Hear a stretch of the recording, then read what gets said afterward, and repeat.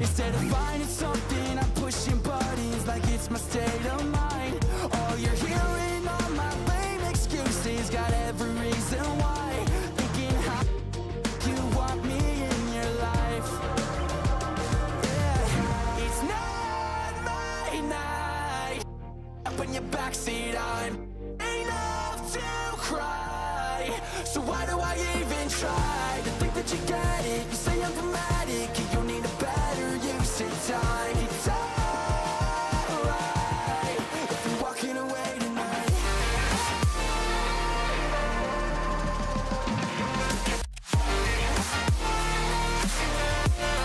If you're walking away tonight.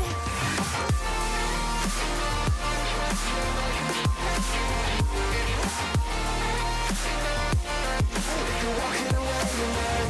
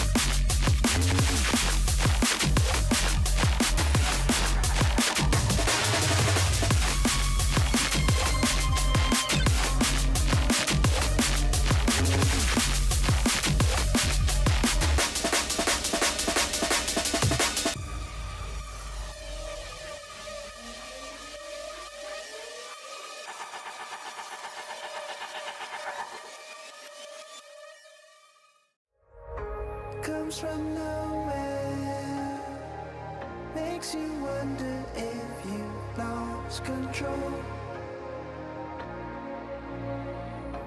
leaves you breathless, changes what you think is possible.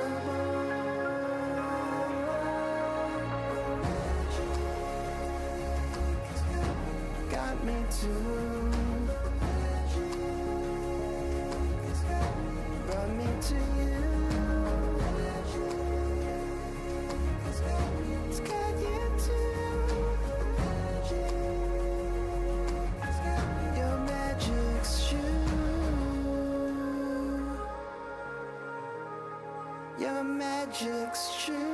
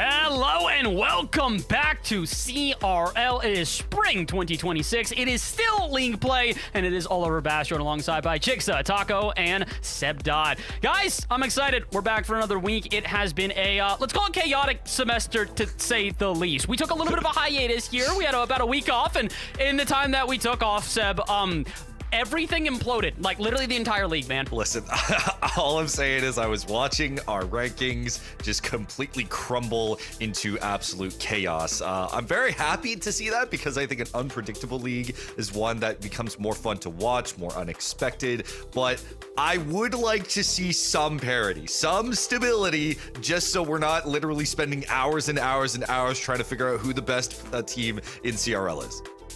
Yeah, I hate to tell you this one, brother. I don't think we're getting any closer to that. Even I probably know. Today, as we've got some interesting matchups on the docket here. Jigsaw, glad to have you alongside. How are we feeling going into today's matchups? Like we said, the chaos is abundant, to put it simply. Yeah, I think we were talking a little bit earlier about it, that there's 120 games total in this season. There's 52 remaining, so we're more than halfway there, and we still have absolutely no clue, really, what is going on. The differential between first and fourth is literally +2. So it comes down to the wire in both series score and game differential as we go down the line. Well, if you're wondering how we got here, let's take a look back on the format for the entirety of this semester. We started off just I think a couple of months ago, about a month or two ago here, in the open qualifier. That's how you made it into league play in the first place. Good thing is, if you didn't make it into league play, you still have 3 chances to make it to that last chance qualifier, which still gives you a shot at our spring championship in May. We had 3 open 3v3 opens there. That's a tongue twister and a half, as we had open 1, 2, and 3, which have already been played. If you missed out on those, don't worry, you still get a chance to play maybe some of the 2v2 opens that we've got coming up in just a little bit. But again, those 3v3 opens have now officially concluded. We are at the very end of those, which means that we also have our winners. We've got the teams that were able to win in our final open of the year, our 3v3 open number 3. And Seb, you got to feel a little bit proud for this one. I mean, I don't have to get hate tweets anymore. We don't have to get hate tweets anymore. St. Clair Gold has finally won it open. The seeding has gone their way, and they have taken their own title. Along with the rest, we have George Mason, Columbia, Bruton Parker, Davenport Red, and Oklahoma Christian once again standing at the top. These are phenomenal to see. St. Clair, again, despite the amount of turmoil I think that the second St. Clair team has had to go through, they finally, at the very end, are able to stand atop. Yeah, they're able to stand atop. They're able to find themselves in a good position going into the LCQ. I also do want to give a shout out again to that George Mason team. I've been one of their largest haters, and yes. I kind of got to admit it, man. They've put it together. After 6 years of me being like, maybe this will be the time where they finally get it together. Super they sub do memory, so, bro. and they do so alongside the coach of VP. So some of you at home might be looking at memory like, is that the same guy? Yeah. Same dude. He's playing here in collegiate, and not only has he played through the 3v3 opens, he's actually going to get a chance now at the LCQ as well, because we've got our official top 8 teams from all of our opens. These are the final teams to have competed throughout this and to have won some of the events in the process here. And Taco, these are the 8 teams. Is there anybody that you're just surprised to see have made this list or maybe not have made it on?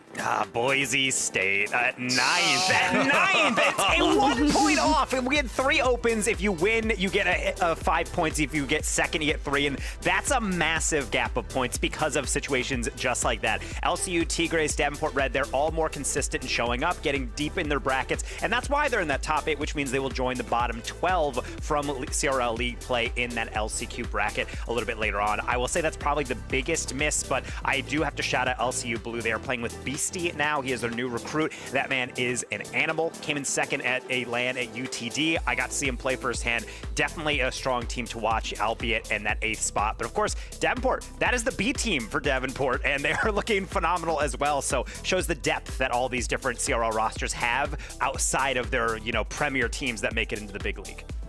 Like we said, this is the 8 teams that will make it into the LCQ, our last chance qualifier, in just a little bit of time. The question is, who's going to join them? We've also got our standings for league play here as well. The bottom 12 teams of this one will be joining those 8 teams in the LCQ for a 2 final spots in our championship coming up here. And Jigsaw, like you said, this is a hard one to digest because from like 1st to 6th, it is cutthroat, incredibly close. And then you get to the bottom of the list and it's let's say a little bit less than that.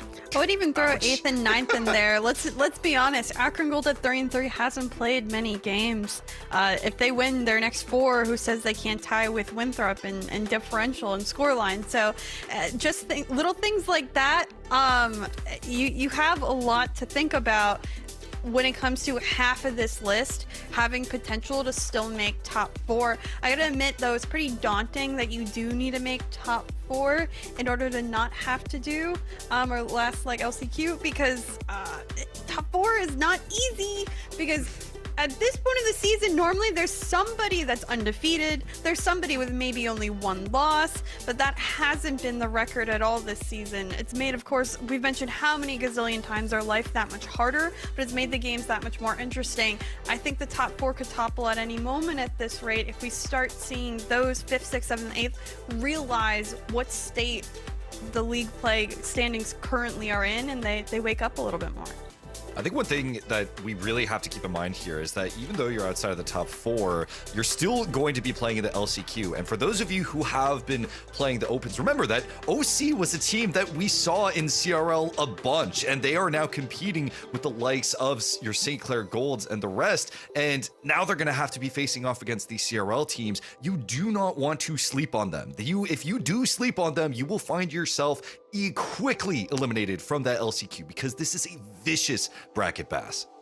Yeah, we had a conversation about this yesterday. In the current position, one of our former champions in Concord, they sit in 12th right now. It's going to be pretty difficult for them to make it out of league play and into the playoffs. They're probably going into LCQ. And the prediction from pretty much all of us was I could 100% see Concord dropping into the LCQ and not dropping a game. So there's a lot of teams that are going to be coming in as heavy hitters. It's going to be interesting to see how that one plays out. But in order to get there, we also still need to figure out, like we said, which teams are actually going to arrive there, which means we got to figure out our team's gonna win here today. We've got our schedule for the day. This is the 4 matches we will be playing, and it starts off with Akron Blue versus Fisher. Move on to Ball State versus Syracuse. That is the honestly a pretty fun matchup in my opinion. Indiana Tech versus Syracuse. We get the all-orange matchup, as both of those teams are the orange colors. Looks like Cuse barely beat out Indiana Tech for the sides here. And West Virginia versus Winthrop. Battle of the W's at the end of the day. Let's go to you, Taco. Who are you looking at here? What team, what matchup maybe do we have to keep our eyes on? I think obviously the last one on the day, we try to schedule those to be like the banger capital B matches, and I definitely think that lives up to that billing. But for me, I'm looking at Syracuse. This is a first-time league play team, and we don't really toss around the term like must-win series a lot. But for Syracuse, at this point, they played 7 matches. That is just under half of their games, and they're near bottom of the table. I don't think they're really going to be able to manage just probabilistically getting that top 4, but that's fine. Seeding for LCQ is massive. If you can finish in that top 8, you skip a whole round, you have a much easier run through. In fact, you actually have another life to go through within that upper bracket. So being able to secure that deeper run, get closer, and have a better chance of making that ultimate 2 playoff spots, that's huge. And I think that's what they need to focus on right now. It's too late to undo those losses, but right now, these are accessible matches. And we've talked to players like Zanil on Baylor. He rates them top 10 in all of CRL. He genuinely thinks they have the talent. They just haven't been able to put it together. I mean, this is a very talented squad. I got the privilege of seeing these guys on LAN just a couple of weeks ago, and they actually won the LAN that I was there in person for, and it's clear that these guys have that ability. I think them making it to CRL, though, was kind of the accomplishment for the semester, and that was the hope and the goal. How far they're able to fly after that, time will tell. We will find out. But let's talk about the actual start to the day. It is Akron Blue versus Fisher to kick off this CRL Sunday. And look, I don't really know how to put this any more lightly. This is 2 completely different sides of the coin. A Fisher that we expected to do well. We knew that this team had a lot of incredible talents on them. Yvonne, Justice, and Royales are all incredibly good. And we expected them to do all right, and they are outdoing those expectations.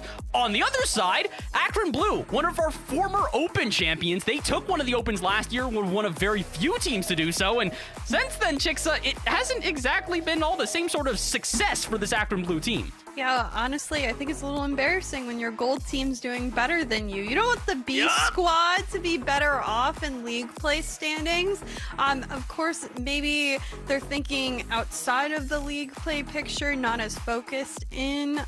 There's a lot of competitive play that all of these players have been often doing on the side. So with that being said, they do need to lock in today and keep up with just the Akron school lineage. I want to say Akron's been such a huge force in Collegiate Rocket League these past couple of years, and to see them struggling this much, yes, understandably so, this is the most competitive amount of teams and just play we've seen in quite some time, but that doesn't excuse the talent that this team has and not putting out the results.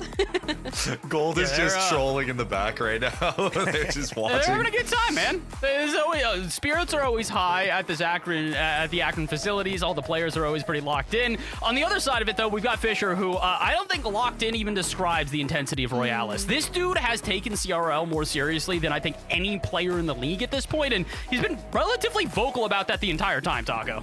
Yeah, and he's really been someone that's been entertaining to follow over on his Twitter, mainly just because he is constantly putting out tweets that are saying, hey, we're taking this really serious. Like, hey, I'm playing on stream. Come check me out. Hey, I'm actually live streaming my CRL matches, all my NECC matches, all my NACE matches, everything that Fisher's playing in. And when we talk to him, it's because I genuinely want to take this seriously. It's just more practice to mentality. We've heard from players that have gotten really far in RLCS. He just got top 9 in NA this past one with his full CRL roster competing in RLCS as well, adding in Matt from WVU along with him and Justice. So yeah, it is nice to have a personality like that, but also he is the IGL. You're going to see his camera light up throughout these series because he's not just here to have a good time, maybe get some prizing, some scholastic prizing. He wants to be able to actually dominate this league, and this is another opportunity to go further up that table and hopefully for him get back in that top 4.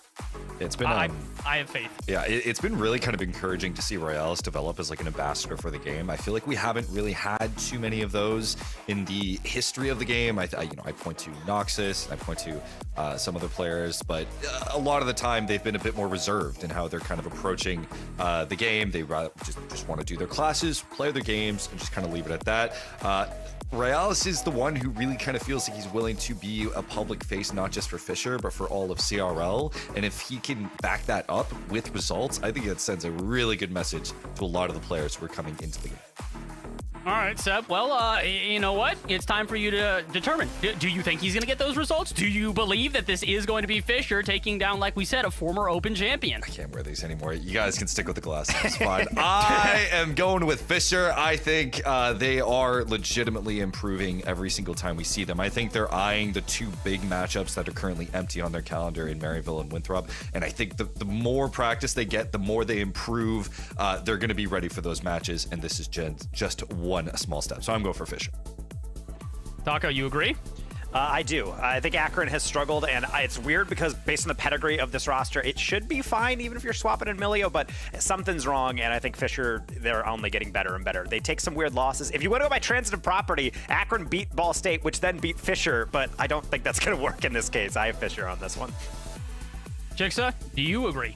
I do agree. I have Fisher. I think, one of my favorite interviews ever with Royales before. I do think he's such a good leader, and that pays dividends as you get through the season, as things get more stressful, balancing between school and league play. I think it'll show as their confidence continues to grow throughout the rest of the season, and starting with this game to cement themselves in that top 4.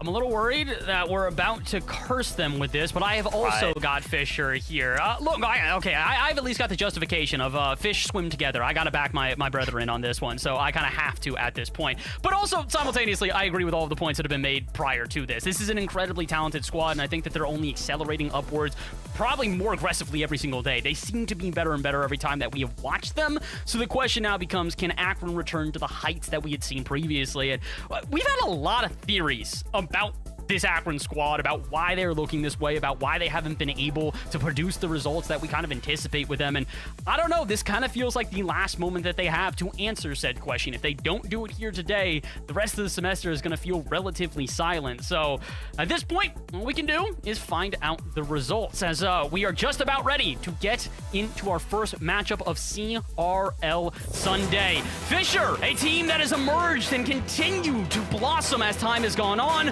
versus an Akron Blue trying to return to form. The question is, which one of these 2 blue teams are going to come out on top? Let's get it started. CRL Sunday starts now. Well, Taco, it's the first match of this Sunday, and it's also a very pivotal one for Fisher College, currently 5th in league play standings, on the cusp of being in that top 4. We have called out all the big names. Royales likes to talk the talk in the most respectful manner possible. He's a leader. Can he be a leader on the field? Akron Blue on the other end of things, struggling this season. We've mentioned their pedigree. Do they stand today against Fisher? I think there's really no team that makes league play that is completely just out of their league. I think ultimately you get into this league because you are the best of the best within this entire continent of Collegiate Rocket League. The thing is that Fisher is a tailored squad. This is a multinational squad. You have a Spanish player, a Brazilian player, you have a Dutch player, so it can be really tough to kind of pull that all together. So being able to actually stand with them is one thing, but hey, 5-Up, he's on RLCS for a reason, playing on Dignitas. Nearly actually set up the first one. Maybe Bullseye with the putback, flip reset double, nearly a flashy way to kick things off. That's honestly my biggest concern with 5-Up. He's played a lot this weekend already with that Dignitas squad. I don't know how much time he's had with his Akron Blue squad. One of the possible things and reasons they may not be doing as well as we'd like to see them this season. I hope to see some chemistry between these three, and I think they'll look a lot better on the field if they're able to do just that. But for now, all the attempts have been pushed away. We're getting those long clears as both teams are figuring out ways to get past that defense. And right now it seems like Akron's doing a decent job of at least advancing. Problem is, it's always just cut off in the last second. One thing, if you watch Fisher, especially the Royale, streams a lot of his games, they make a lot of last-second adjustments, and they have the mechanics to bail themselves out of these weird situations, which there are a lot right now against Akron. 5-Up just barely intercepted. Bullseye trying to dance past a couple, and he succeeds. Milio, can he get it past the final guardian of the net? And he will. Akron Blue finally breaking through. Yeah, beautiful pressure by Akron. They've been in the offensive zone for quite some time. Bullseye blocks just enough, gets a bump on Royales, and the finish by Milio exactly where it needs to be. Nothing too flashy, good bump play. It does the trick to start. Do like that play as well from Bullseye. He does really all the work. That's as much as his goal as it is Milio's, clearing the way with that crucial block. And it's plays like that that are great to disrupt your opponents. It's one thing to be able to stay in the rotation. It's another thing to knock them off of that.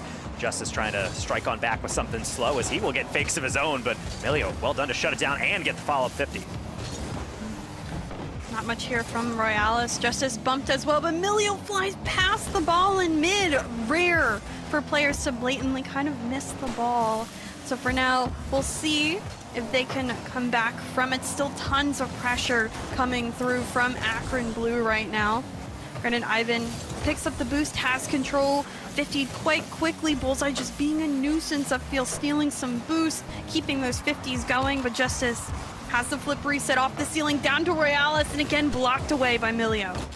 I think the reaction time right now from Akron Blue is doing a lot of heavy lifting for their defense, being able to stop things in their tracks. Granted, now they're short one because 5-Up is off the field. He'll come back on the back post, and Milio can do the rest. Maybe can extend this one as he's going for the ground pinch. Royales somehow saw that one coming. Sometimes the best shots are those that are just purely unexpected. That one coming through, saved at the last and final mark. For now, Fisher need to answer. Nice pass into midfield, but Justice with no boost in the tank. Milio off the side wall, has the flip here, full of boost, faking this one. 5-Up, taking his time trying to get through, but Royales, the touch away. Bullseye continuing, but can't get this one in midfield. It's a double commit and actually leads into a fast break. Royales, that's wide open. He's taking the hard route, though. Double tap, easy as you like. I can't wait to see this angle yet again. We love transitions. They give often the best opportunities, and Royales is sneaking upfield. 5-Up out of boost, able to thread between the bar and the car, and just like that, we get Fisher's answer. And that's crazy also because 5-Up almost got that save. He actually got a touch on it, but it just leaned a little bit too far back. So unfortunately, way to get an equalizer. But hey, if you want to get to see a team have to earn one, it was off a double commit, but that was not an easy counterattack. Excellent job from Royales. And I think Akron being put on notice that you can't have even a slight mistake, even if it's in the opponent's corner. Justice on this one, again, low of boost. The entire Fisher squad has been struggling to get boost to start off in this one, and I think it's why the ball has often been on their side for prolonged periods of time. As time is ticking, Akron Blue still pressuring as best as they can. 5-Up the 50 here. Milio to follow through, doesn't have much boost, and that bounce is unlucky. Ivan able to get this one away just in time as 5-Up will keep it close to stall for now. Ooh, another nice deflection. That was going right down the middle, but instead it's going into the sky for Royales to play off that read.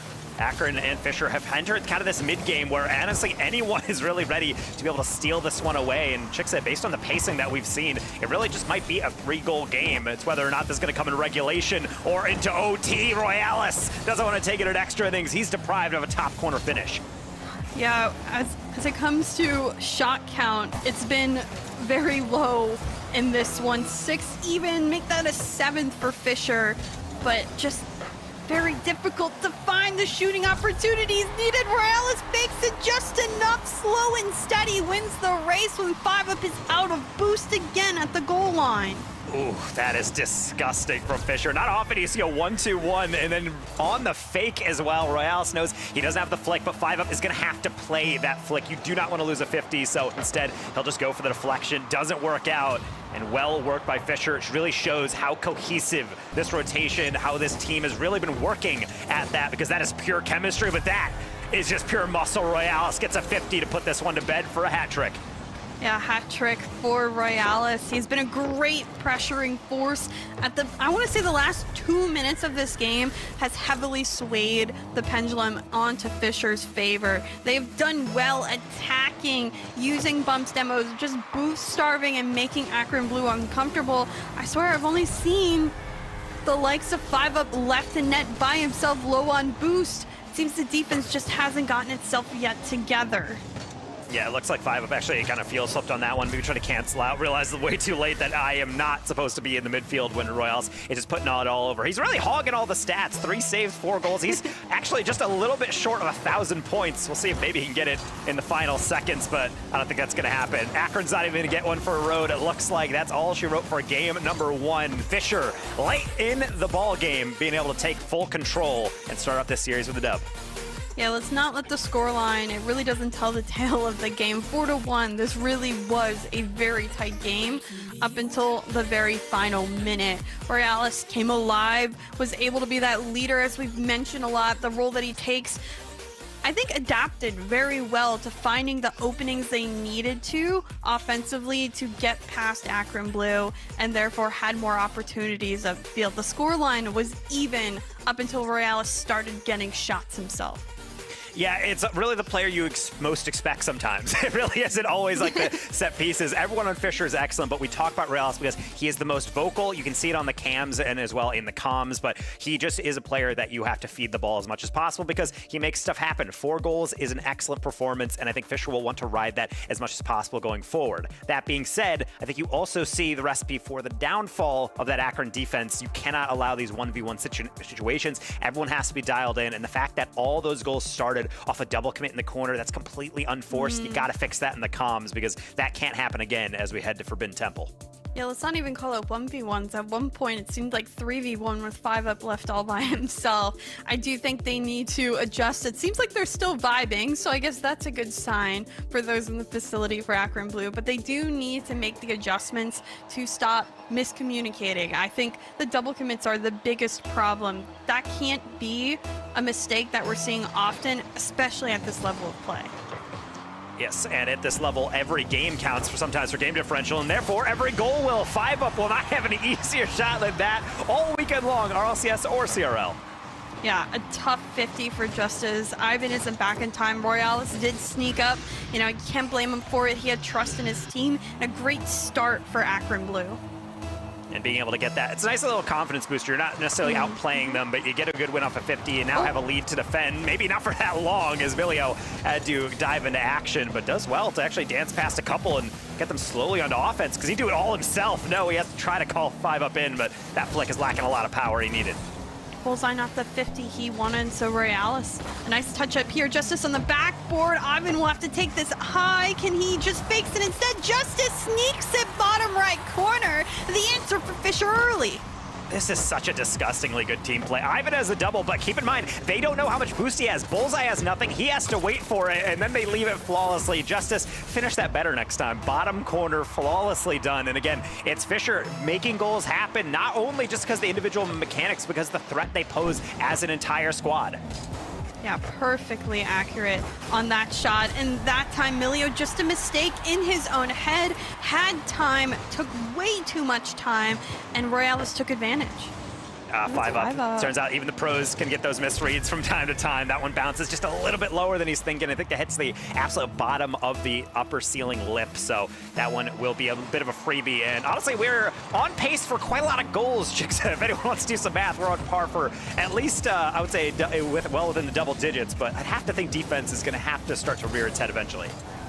Yeah, I think we'll see the jitters kind of settle down. Bullseye had an opportunity, but was just too late to the ball. 5 up taking time just as the pre-jump does manage to get it away from him. Another 50, but this one to Bullseye, blocked by Ivan, who has boost, can't get away. Borealis, difficult touch, tries to stay, and Ivan will come through to help him pursue this one further.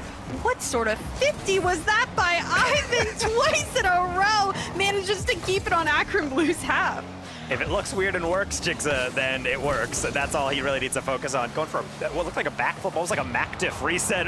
Regardless, it's still going to work, and that just shows Fisher thinking outside the box, and other times just going straight down the middle. Milio will stand tall on this one, and yet still, Royales finds its way all the way through. As always, seems like 5 up is that last bastion to get that clear and maybe get an assist, if not for Justice in the way. Morales has some boost, does get it over. Milio, Bullseye in the corner, will have to contest this and does well of keeping it close dangerously, though. In the middle of the backboard. No follow-up just yet. Morales able to find the 50, doesn't get down a second time with that touch. Justice now up the corner. Ivan tries to go on through, and 5 up just in the way again. Akron Blue spending so much time on their half, finally get a little bit of space upfield, but not much boost other than 5 up, who's the last back, who now needs to defend against this pressure. And yet Akron doing a good job of at least cutting off lanes, if not being able to actually chain it into a counterattack. Now it's even harder. There's no one in the back on that back post. Luckily, 5 up gets it away, but now here comes Royales. He sees an opening, he goes for it, and yet 5 up able to recover, getting the long clear, and all the rotations will reset. Again, another early contested double commit here will leave it likely a little bit awkward for Akron Blue. They'll have to defend back low on boost. A little bit of a pinch there upfield, and Bullseye has time, takes this one to the ceiling.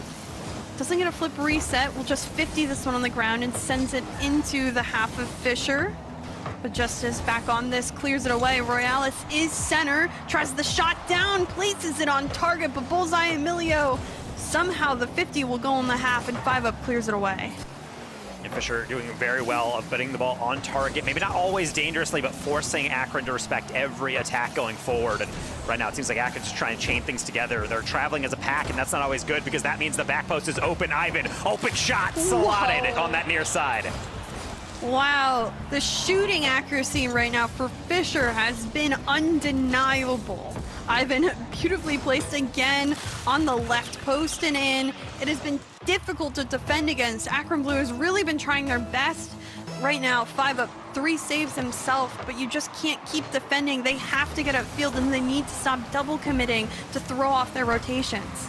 Yeah, it seems like the comms might be an issue, but then again, when you're playing against Fisher, they're playing fast, they're playing creative, so I don't really blame them for not being 100% organized. Granted, how do you react to this one? Ivan flip reset and using it off the ceiling for the double, but instead Milio will try and take his time, and now pass off to 5 up. That's a lot of boost. He's a dangerous man in the sky, especially with a lead blocker. Royales dodges the demo and gets the clear as well.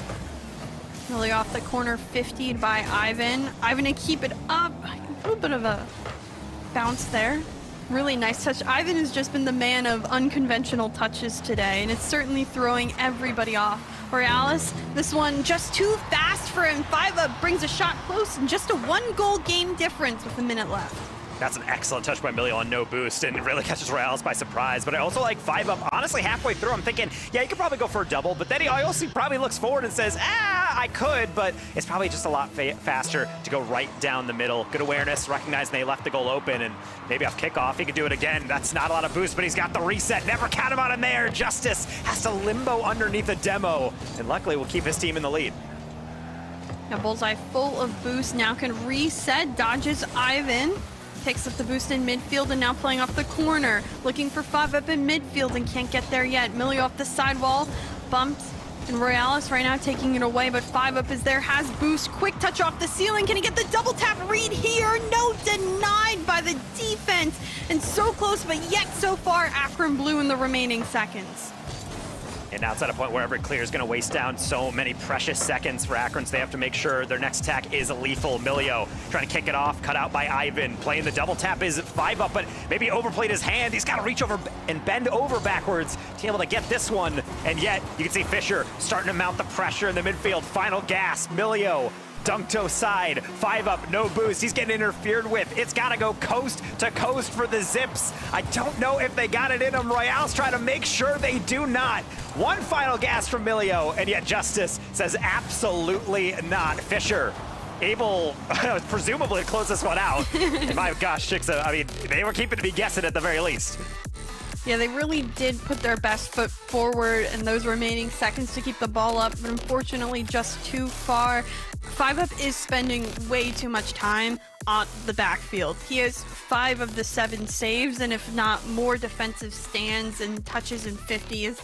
And as well, he has both of their goals. It just doesn't seem to be the chemistry we need out of Akron Blue right now. They can't be double committing. They can't be using up the boost. They need to play better cohesively. On the flip side of things, Fisher looks great cohesively. They all have one goal in this game. They've spread across the shots. They're each saving. They're playing as a team, and you're seeing that reflected across the field. Yeah, being able to play as a team is something we kind of like generically say, but you can see really all of it in advance with Fisher and the way that they're moving around. They're constantly looking for bumps or a little handoff, or just being able to combine all their mechanics into a cohesive air dribble, it almost seems like. Whereas Akron, you talked about it, double commits, it's just too much traveling as a group. It doesn't feel like they're covering options as much as they're playing reactively. And at this level, if you're playing reactively, you're playing from behind, you're hoping to get a good 50 or one golden moment. Whereas Fisher, they're just authentically creating, and eventually something's going to fall. You mentioned all as well shooting accuracy. At one point, they had double digit halfway through the game of shots, and all the shots that weren't saved were in the net. So they're making sure Akron is earning every single save, and now I feel like it's at a point where not only do they have to find a way to reverse their fortunes from defense to offense, they got a reverse sweep to keep themselves alive with a chance to get a much needed win for the standings. Yeah, these are only best of 5, so it becomes difficult when you drop those first 2. Especially, we talked a lot about game differential being so tight in that top 4. Fisher going to make a good mark if they're able to sweep in this one because of it. Great clear up field for Royales. Justice is there. The touchdown, though, read well by Milio, and 5UP now. Boost. Looking to get over Ivan, can't do that. Bullseye, last man back. Ivan pops it far enough. Justice on the demo, open net, and Royales sinks yet another. And whenever that first fake comes through, where everyone's kind of hesitating, you see Milio pausing, wondering, can I get to this one? That brief moment where he's wondering is exactly the window that Fisher needed to demo him out of the way. And it just shows there is no room for hesitancy. Once you have a read and you think you have it, you gotta go for it. And any moment in which you're not playing like that, then Fisher's gonna take advantage, as we see right then. Milio trying to get some revenge off the crossbar. It's just out of reach on the back end. Oh, that feels bad, man. Milio trying to get his team back in it, trying to impact that game, and unfortunately, it just doesn't hit the mark. Another one flies by in front of the net. Could have been finished, and just like that, Akron Blue loses another opportunity. Milio, though, another great challenge. 5UP taking time, looking to try to get through the defense. Does bob and weave. Tries to be a blocker, can't do much more than that, cuts back in but has no boost, needs to retreat entirely, and Royales does get the clear and the mid boost pickup as well. Great read by 5UP though off that corner. Yeah, good job to be able to get that 50. Problem is, it's not always going to lead to a clear. Ivan, the slow play nearly gets through. Justice also going to be deprived as Royales playing cleanup, which quickly leads into another transition. So this time, Bullseye going to be a brick wall in the corner. Here comes the boost steals as well again. Milio the only one with boost. 5UP did pick up some, and Ivan's shot just goes above the goal line. Milio now some space and time, gets a little bit of a touch. At least this one's enough to get it upfield, and a great 50 will stall this, but Royales has one demoed. Another one blocked away. This touch, though, back in midfield and cleared away, where Bullseye is up, almost finds the angle, but still can't get that one off the ceiling. definition of the difference between an idea and execution. I love everything about that except for that final finish. Milio, I think getting in his head, rushing that a bit more than he needed to, but regardless of how that one worked out, you need to rush this Fisher offense right here because they're having time to set up, and you never like to see that. Ivan from the corner might have another dunk. He's chasing down Milio, but not enough boost in the world to catch up to him. I'm liking the speed, though, of which Akron Blue is playing. They look like they've made some adjustments. They are getting greater opportunities of field. That's way too much time for Ivan, and 5UP comes in just in time to find the save. Morales, a backflip and a huge clear by Bullseye. Justice is there to keep it at least in midfield, and Ivan back on it. So relentless right now is Fisher. This one dropping, and Milio, flip reset, keeps it in midfield. Royales to poke away, and Ivan back through in the open space. As well as getting it slightly past 5UP, which means it will be dangerously across up until Milio will get the temporary touch. Royales from the corner looking for a dish. He's going to miss, but it's a perfect setup. Another leave, another goal line fake. It's sitting there for the taking, and yet Bullseye shuts the door. Here comes a counter, but not too much boost. Milio just fighting for his life to get this one underneath his car. Almost plays the solo play, but Bullseye now has boost, takes it to the ceiling, does get it pinched down where 5UP is, over to Milio, but I don't think as well communicated as it could have been. Ivan, no boost in the tank, just sends this one up, and 5UP is to it first. Royales, though, has time, has boost, able to only clear it as far as 5UP.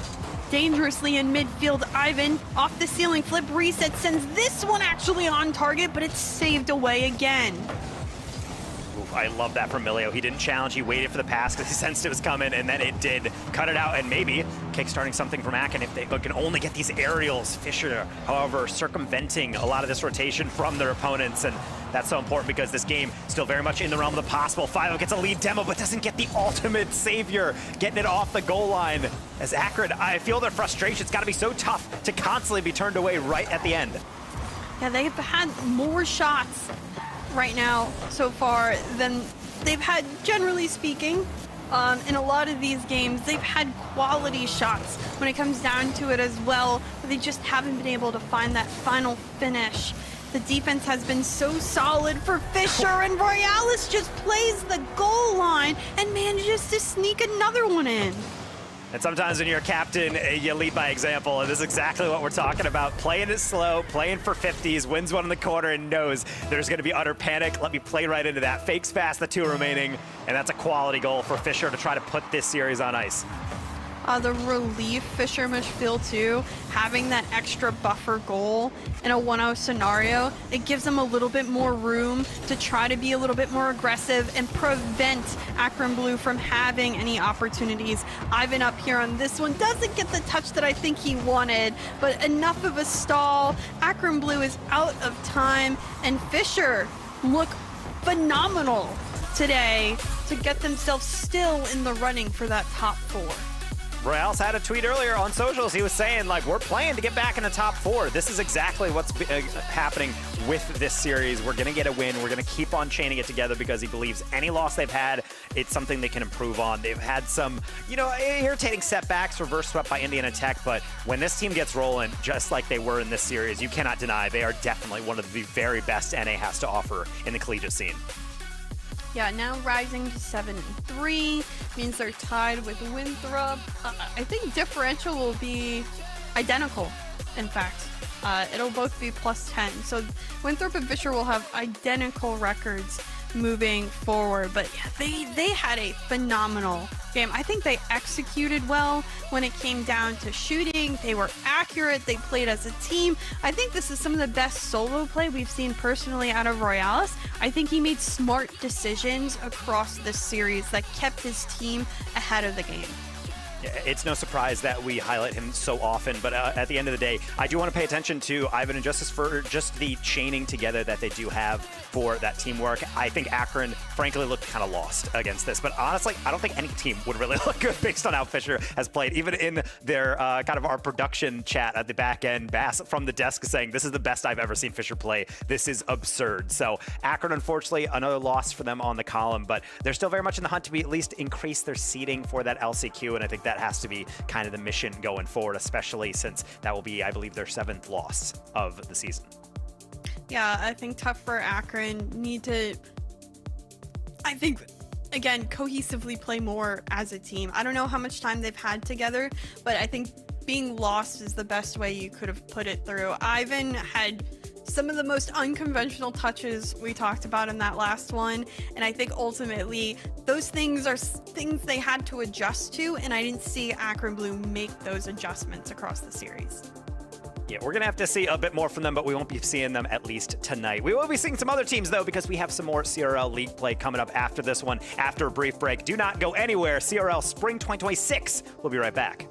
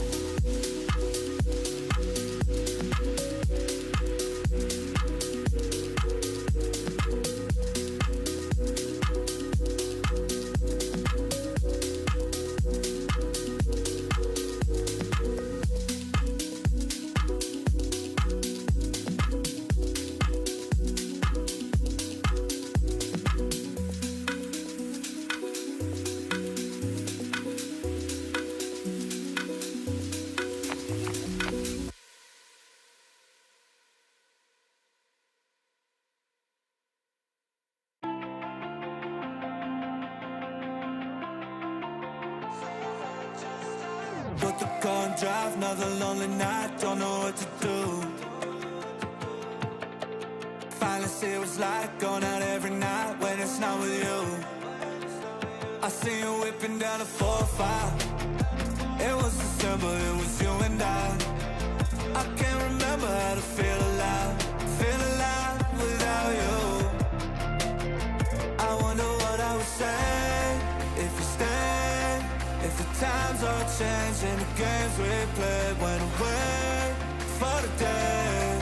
But you hated me for everything. Yeah, I would do it all again if the clock restarted. Knowing it'll end with us broken hearted. We could both pretend I'm in love with someone new, someone just like you. Someone just like you. Someone just like you.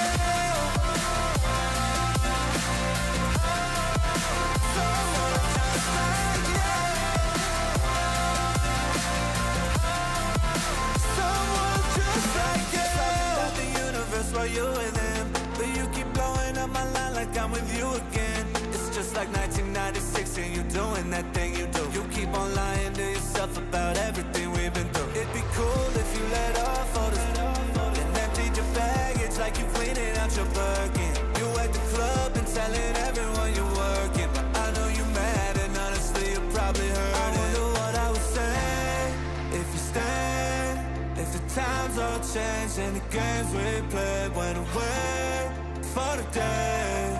But you hated me for everything. Yeah, I would do it all again if the clock restarted. Knowing it'll end with us broken hearted. We can both pretend I'm in love with someone new, someone just like you.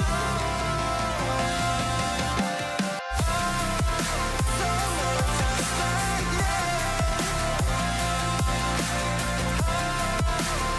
Someone just like you. Someone just like you. Someone just like you. Someone just like you. Someone just like you.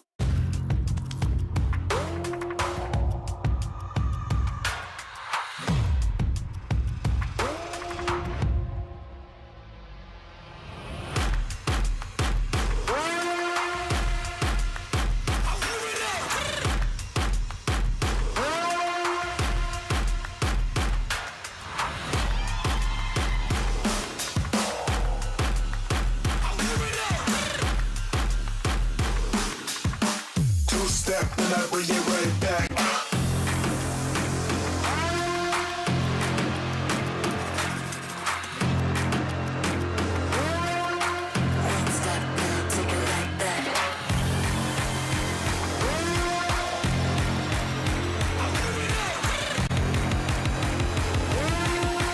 Two-step and I bring it right back.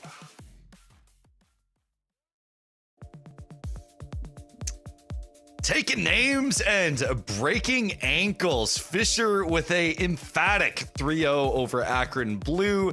I'm here with Stolen. How you doing, man? How you feeling after that win? Well, I'm feeling good. 3-0, solid win. We played as we should. We've been watching a lot of replays this last week. We've been training way more because we need to, get stronger for this final stretch. We still have a couple good matches ahead. So yeah, feeling good, feeling happy. Okay, so I mean that's another win in the column for you guys, and frankly, it's a good stretch of wins. You guys have basically handled the bottom half of the table completely. What are your personal comments on Fisher's form right now, and what is really kind of help you guys elevate yourselves? Well, honestly, I think the form of the players is the best it's been throughout the semester. We have Ivan making main events recently. We even played them. We were like playing like in the same room, against each other. Oh, That was really? a crazy, yeah. That was a crazy experience. Like Riel screaming, just like every single goal. Yeah, it was a fun weekend. And then we have like Justice and Riel's, and myself. For one, we're competing as well in RLCS, and what we needed for CRL is just like make sure that we were making everything click together. Ivan with his team, he plays like a completely different playstyle while we play with Nats. Yeah. So we had to figure out what was the common ground, just try to make Ivan shine in what he does best, which is, like, in my opinion, his offense. He's really good at creating space, creating plays. He can 1v2, 1v3 a lot of players. So yeah, we just wanted to make that solid structure behind him and make sure that we don't make mistakes. So basically, kind of the RLCS and how much you guys are pursuing that is really contributing to Fisher's form and how much they're able to take that form to the CRL teams. Yeah, pretty much. I feel that CRL is like there are like a couple teams that obviously have really good players. I feel we have like 5 or 6 teams that they all have like really good players in really good form. They are like all close together. We have like, for example, 5UP from Dignitas might be one of the best ones in the league. But Maryville also has like a really good team. Baylor has a really good team. Northwood, Winthrop, I think us, St. Clair. So at the end of the day, in my opinion, it's gonna be about like how good you are to and try to not make mistakes during the game. And I feel that with the skill that each player has, they will be able to score. So yeah, I feel that bringing that strategy from RLCS to CRL has been really good. All right, well, speaking of those teams that you have already mentioned, there's a few names that you currently have left to play, and a lot of them are rounding out that playoff column. We got Winthrop, we got Maryville, we got St. Clair. Those are the kind of matches that really could determine whether or not you auto-qual into playoffs or not, and whether that determines you as a top 4 team. How are you feeling about them? Like, what is the general vibe going in? Are you guys preparing specifically for those matches? Yeah, we'll prepare like specifically for those matches when they arrive. The next one we have is St. Clair, and I still have to schedule with Shuffle like the Maryville match that we have. We're gonna prepare for each game, but at the end of the day, we just like try to play our play style, no matter who's the opponents. I feel that that's when you play the best. Just taking into account what are their strengths, so we can be aware of them. Pay attention to that, be cautious, but we feel always that we're the best team against like any team that we face. I'm really confident in my players. I feel they're like great players, great people. We have a really good relationship outside the field, which is always good. So yeah, we feel confident for that last stretch, and I think we can be surprised, to climb up a little bit more in the power rankings. I mean, we're currently working on getting you up there. I think the more that you guys continue to ball out as you are, the more that we're gonna have to respect it, including my power ranking. Definitely did not have you lower, promise. But I think where we are, it's fair. I think it's fair. We've been dropping ins that we shouldn't, so I think it's fair. you guys are working on it. It's fine. But any final words that you have, maybe to your upcoming opponents that you're gonna see, or any other shout outs to friends or family? Well, first of all, thank you all for watching the stream and supporting CRL. I feel like to the audience, it's really good that you are here, that you make all this possible, giving us, especially internationals, the chance to be here competing, starting in the US. This is really good. And yeah, I also wanted to say thank you to my family and my friends and my girlfriend that always support me and, just ask me how I'm doing, how is it going, even if they don't know what the game is about, and they don't understand anything weird of what I do, they still support me. So yeah, thank you very much. All right, man. Well, we're happy to have all of you here, and you guys have been a fantastic ambassador for the game this season, especially you and Rayalis have been super great, both online and in game. So we're happy to have you, and good luck in the rest of your matches. Thank you so much. All right. That is stolen from Fisher, and man, so well spoken. These guys are so nice. Like, it's just awesome to see, Vaz. It's really nice to see. Again, not only we talked about Royale as being very dedicated to the team, dedicated to CRL as a whole. Apparently, it's the whole team, man. Like, they all seem locked in. They're all very respectful of the fact that, you know, this is a team that has high expectations for themselves and really seem to understand the high expectations from elsewhere. But they also recognize that they maybe haven't been able to play this clean through all their series. I mean, Taco, you mentioned it on broadcast. I said this is the best I've ever seen Fisher play. I don't know if you disagree, but like, oh my goodness, that series, man. It's one of those series where you don't really see any mistakes come through. It's really just them being able to rebound from everything. Yeah, they have a kickoff goal. Occasionally there's something going through, but they didn't ever look panicked. And that's really a dangerous recipe, I feel like, to follow for any team. Is whenever I see them just confidently go through and they're never actually freaking out, make double commits, it shows that that is not a challenge to them. You really need to bring a lot more to the table to upset a team like that. So I think Akron Blue has a lot of work to do. But if you're Fisher, I say put it on cruise control because right now you're playing just fine. Like you said, and really like Stolen said as well, they recognize that the road in front of them is going to be arduous, though. It is going to be difficult to take down a lot of the bigger teams within CRL versus some of the teams they have faced so far, which maybe don't have the same stature. That being said, we'll focus on them in the future. For now, we've got to focus on the games ahead. That is only our first match of the night. We've got more to come here, including our second matchup of the evening. Ball State finds themselves back on stream yet again, and maybe for some redemption. The last time we saw them wasn't too pretty. Syracuse, though, they did mention, undefeated on stream. Does that continue here? Chicks, let's just say it's going to be difficult for that to happen. Yeah, I was going to say Ball State has done some incredible things in league play, like beating Fisher and Winthrop. And then they've also fallen to some people that they maybe shouldn't have fallen to. Ball State's always in such a weird spot when it comes down to it. Phoebesga and Oath have been doing well as a roster, but the consistency isn't there. If they're beating teams on the upper echelon, but also losing to teams at the bottom, then where are they really at? As for Syracuse, yes, their win is over Wichita State, but we mentioned it's always the difficult part of coming into league play for the first time and making the adjustments to the type of play style we see in league play. Syracuse, they're past the halfway point. Well, they're almost at the halfway point. They need to figure out how to play in this style of gameplay, and Ball State is a great one to have on your resume as a win.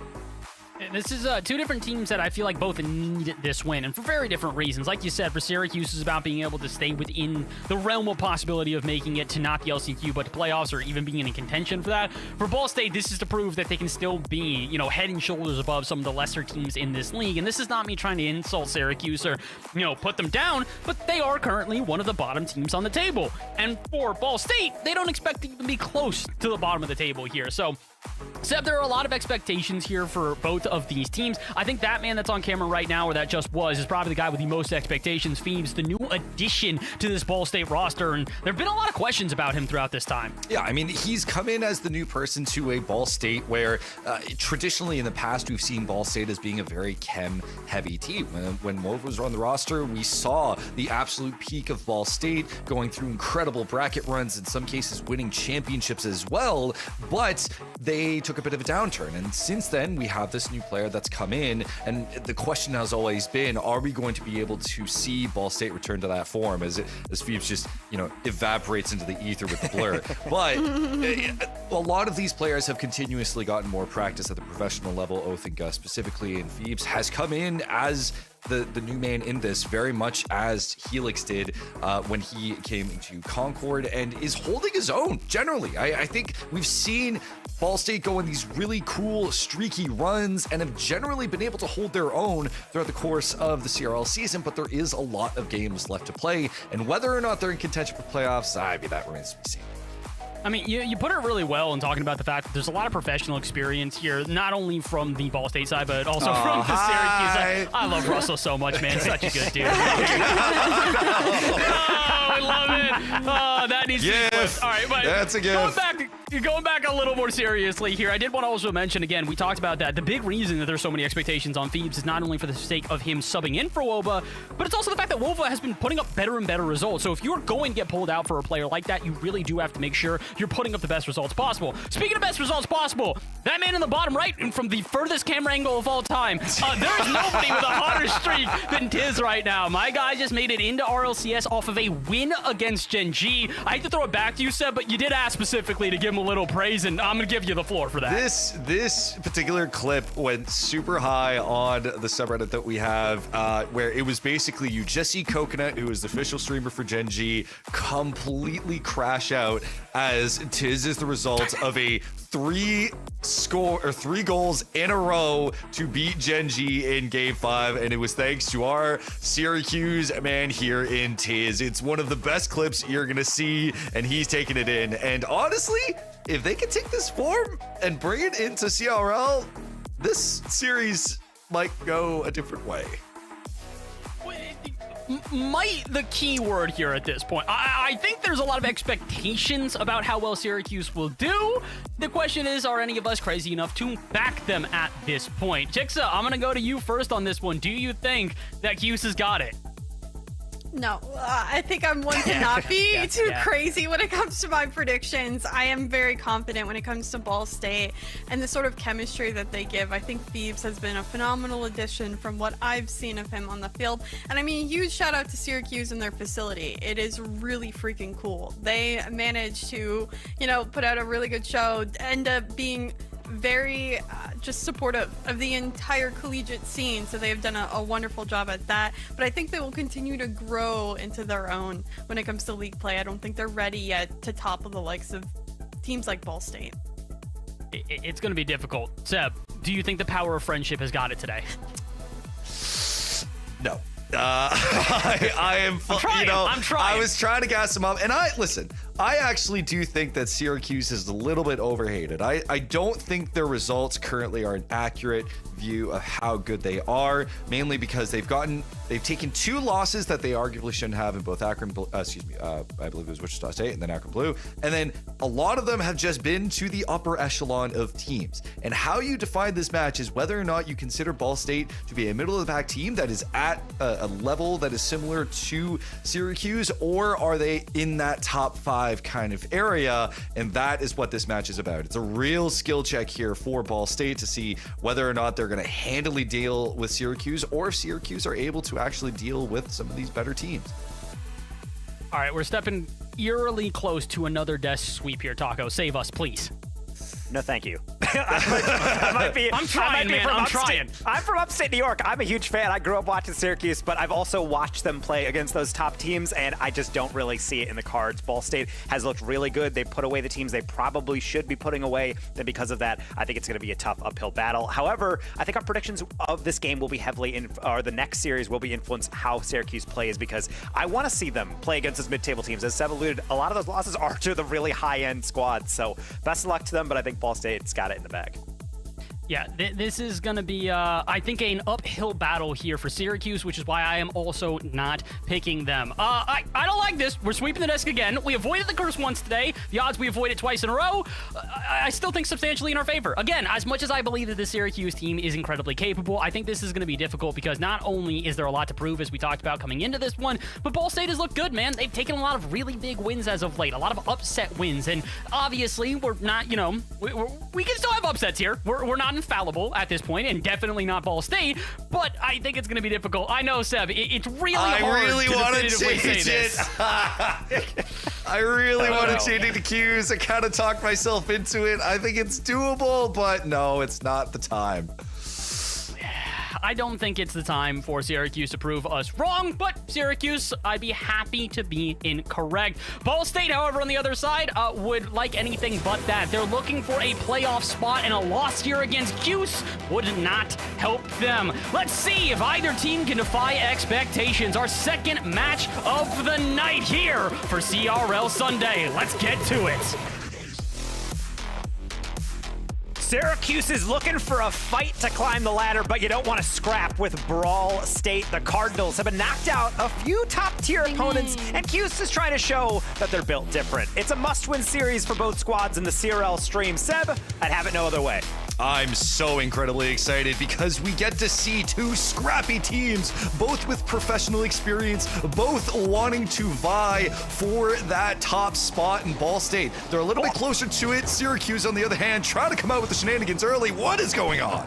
I always like it when two teams simultaneously plan fake kickoffs that are perfect mirror images of each other, but of course now that doesn't work. And now it's just pure pandemonium, but that's exactly what I want out of a matchup like this. You said you were tempted to change it. I gotta say, when I was deciding between these two teams, I was very tempted. I know, like, they're so scrappy. I have the faith. They're a very good team. They're called Passion U internally and externally on their socials, specifically just because I don't think there's a team legitimately in all of CRL that has more hours combined than these three players. They are and it really kind of goes to show. I mean, when we look at the caliber of players on both rosters, frankly, I mean, this is RLCS players. No! Wow, that is a very unfortunate timing for it to say, really gas up. Yeah, we got RLCS players here. It's looking great. And this one just kind of fumbled. Understandable, Tiz. He's going to get it back at some point. But for now, it's Ball State with the early lead. Guys, we got a product to market. We're trying to compete with RLCS. We gotta step it up. We can't be having pinball goals like that. Yes, but hey, Shopify just dominated a match. We need to show our good side. Well, Ball State certainly is. That is a musty to the fake off the reset with Oath just being able to be like, hey, there you go. Let me just tap that one down. Full team passing play, and Ball State looking locked in. Beautiful 1-2-3 to really kick things off here. Ball State, we know that they can be incredibly stylish when they want to be. They have players on many RLCS teams at this point, long tenure across all of them. But Phoebes, I mean, we talked about him before, having a new experience on this team and really wanting to showcase himself as frankly on the same level as the other two members of Ball State. And being able to actually show up. You never want to feel like a weak link, and especially that is true of so many players in CRL, and they get in their heads, and that's the one thing you can't have. You were selected for the A team for a reason. You earned this spot, same like their team earning a spot in league play. Gababy trying to get a little too cute. The pass perfectly cut out by Ga. So we'll see where exactly Syracuse are going to try and place this, but thus far, Ball State, they're on the back line. Russell's doing what he can to get a pass over to his teammates. His has nothing to work with. Gababy is just going to go for the wide rotate back. Is going to go all the way, looking to get an entry point. But look how passive it is right now. Ball State just looking to buy time to set up properly. Phoebes gets around one, and that will not be enough as a double commit on the side wall. Oath looks to make it dangerous, but it's going to be left off. Not a bad touch by Tiz as well on the carry, getting past one, but all that momentum taken out of his sails. That one will be deflected from Ball State. And honestly, look at the respect from Gus. Going for the sidewall skim and no one challenges because they know very well he can hit that. So over to Tiz. Can't get around it. It's still dangerous, though, and Phoebes is getting bumped out of the way. Tiz is going to stick with it. Oath managed to take it out. Gus is going to go for a great catch. Able to actually collect and gets the flick over one, but can't follow up. It's such a shame because the way Syracuse is playing right now, this is what I wanted from the beginning of the series. Unfortunately, they got a clunky goal in the first one, then a kickoff goal basically in the second. So now they have to fight their way back and make sure no mistakes are made. And maybe we can start with a demo play or maybe the fake into the boost steal. Phoebes almost a giveaway, but a decent enough 50 so that Oath can take over. It's going to play in the midfield. And thus far, this is where we get to see the game stabilize. Tiz, I see you on that back wall. What are you planning on doing? But unfortunately, the ball can't get to him in time. Oh my goodness, that could have been disaster if it went off Gababy wrong. Yeah, luckily Gababy trying to play it recently, the Rank X promo player, trying to make sure he's earning that rank as well here on CRL. Can't be making any mistakes. We've already seen a couple from the Orange Men, but right now you can see him going for a lot of demos. In fact, in a lot of their games in which we've talked to them after playing those top tier teams, they've taken a game strictly because they play physical very well. They're in comms, they're locked in. The only team, to my knowledge, that has both a coach and a mental performance coach, a performance psychologist on the roster, trying to put it to good work as all three committed. Gababy top shelf and a bit too high on that shelf. Syracuse sniffing at that goal, trying to just force the issue, doing what they can. No! That's not the way you want to do it. Syracuse still looking to get warmed up. Now Gababy rushing back to make sure the transition doesn't hurt. Pain, pure pain. Syracuse has been playing ring around the rosy on that goal, and they're so insanely close, but they can't actually get around it in the clutch. Baby, slow play around Oath, but gets too much of it. Go will have no problem delicately escorting this one back to mid. So now Syracuse are going to have to reset. Gut is going to look to pressure, but Phoebe's going to play all the way back. Look how passive that Ball State defense is right now. Great pass, but will get cut off. 50 seconds remaining, and thus far, Syracuse, Ball State have left up the wall, and Syracuse have, well, fumbled the climb. They've fallen over, if you will. Yeah, but they do have an open goal, at least temporarily. Lesser trying to get in the middle. Tiz a bit too late on this one, and Gababy has got absolutely nothing left in the tank. He'll take it all the way back as that boost will spawn conveniently for him. Then kickstart the counterattack. Lesser from the corner. He's got to start winning this one. In fact, he gets a lucky one. Oath doesn't get it, but that's a 50 and a half to completely reset. And again, it's just Ball State putting up a wall and not letting anything through, focusing on good 50s, good challenges, and mitigating any pressure that's coming their way. The last 10 seconds will wind down. This one is done and dusted, and off of game one, Ball State collect it off of some fun gameplay, but frankly, putting in the style as well. Syracuse gonna have to work from behind. Yeah, it's a rough one as well, especially the way that started, but we can draw a silver lining in that they did improve over time. You can see how this can be more competitive, but my goodness, how different things could be if Syracuse was just positioned slightly differently, Seb. I mean, how many times was that ball just sitting on the goal line and everyone's just awkward enough that they can't quite turn it in? I mean, we saw just complete whiffs as well at the goal line. It really felt as though, especially in the latter half, Syracuse was doing a good job at creating chances, creating opportunities. But as is with many football teams as well, it's that last touch that can end you, and in this case, it did. Yeah, being able to focus on getting those reads together is one thing, but Ball State, they were pressed. Oh my goodness. Yeah, they're pressed up against it, but my goodness, yeah, that goal. It's a really quality play by Ball State, but that's also what we talk about. It's a chem-heavy team. I think Phoebes has a hard task in that he has to fill the shoes of Wova, which has quite a lot of accomplishments with that Ball State roster, but I believe in his very first start with them, he actually ended up winning a LAN tournament with them. So then it was like, oh, okay, well then maybe pressure's off. So since then, he's fit right in. In fact, it might feel intimidating in some ways, but other times you're like, wait, my teammates are Guh and Oath? Okay, well, that's easy mode. We just got to go from there. And I feel like Syracuse trying to capture that one. We talked about their passion. We talked about how good of friends all three of these players are. But thing is, power friendship is one thing. Getting actual results in CRL is another. Game number 2, though, not out of this series quite yet. Trying to hang on the prettiest map in the game. Forbidden Temple, and this is the only casting desk where you will find that we think this is the prettiest desk in the game. You're insane if you think that. A lot of people do not think that. I don't know why, but it is strange. Either way, we're underway with game 2, and Syracuse will look to try and equalize things here. They looked really good in the second half of the game, being able to create chances and opportunities where they saw fit, but again, that last touch is what made things difficult for them. Ball State will look to try and extend this lead. Oath is going to go for the second touch, but has to play it back.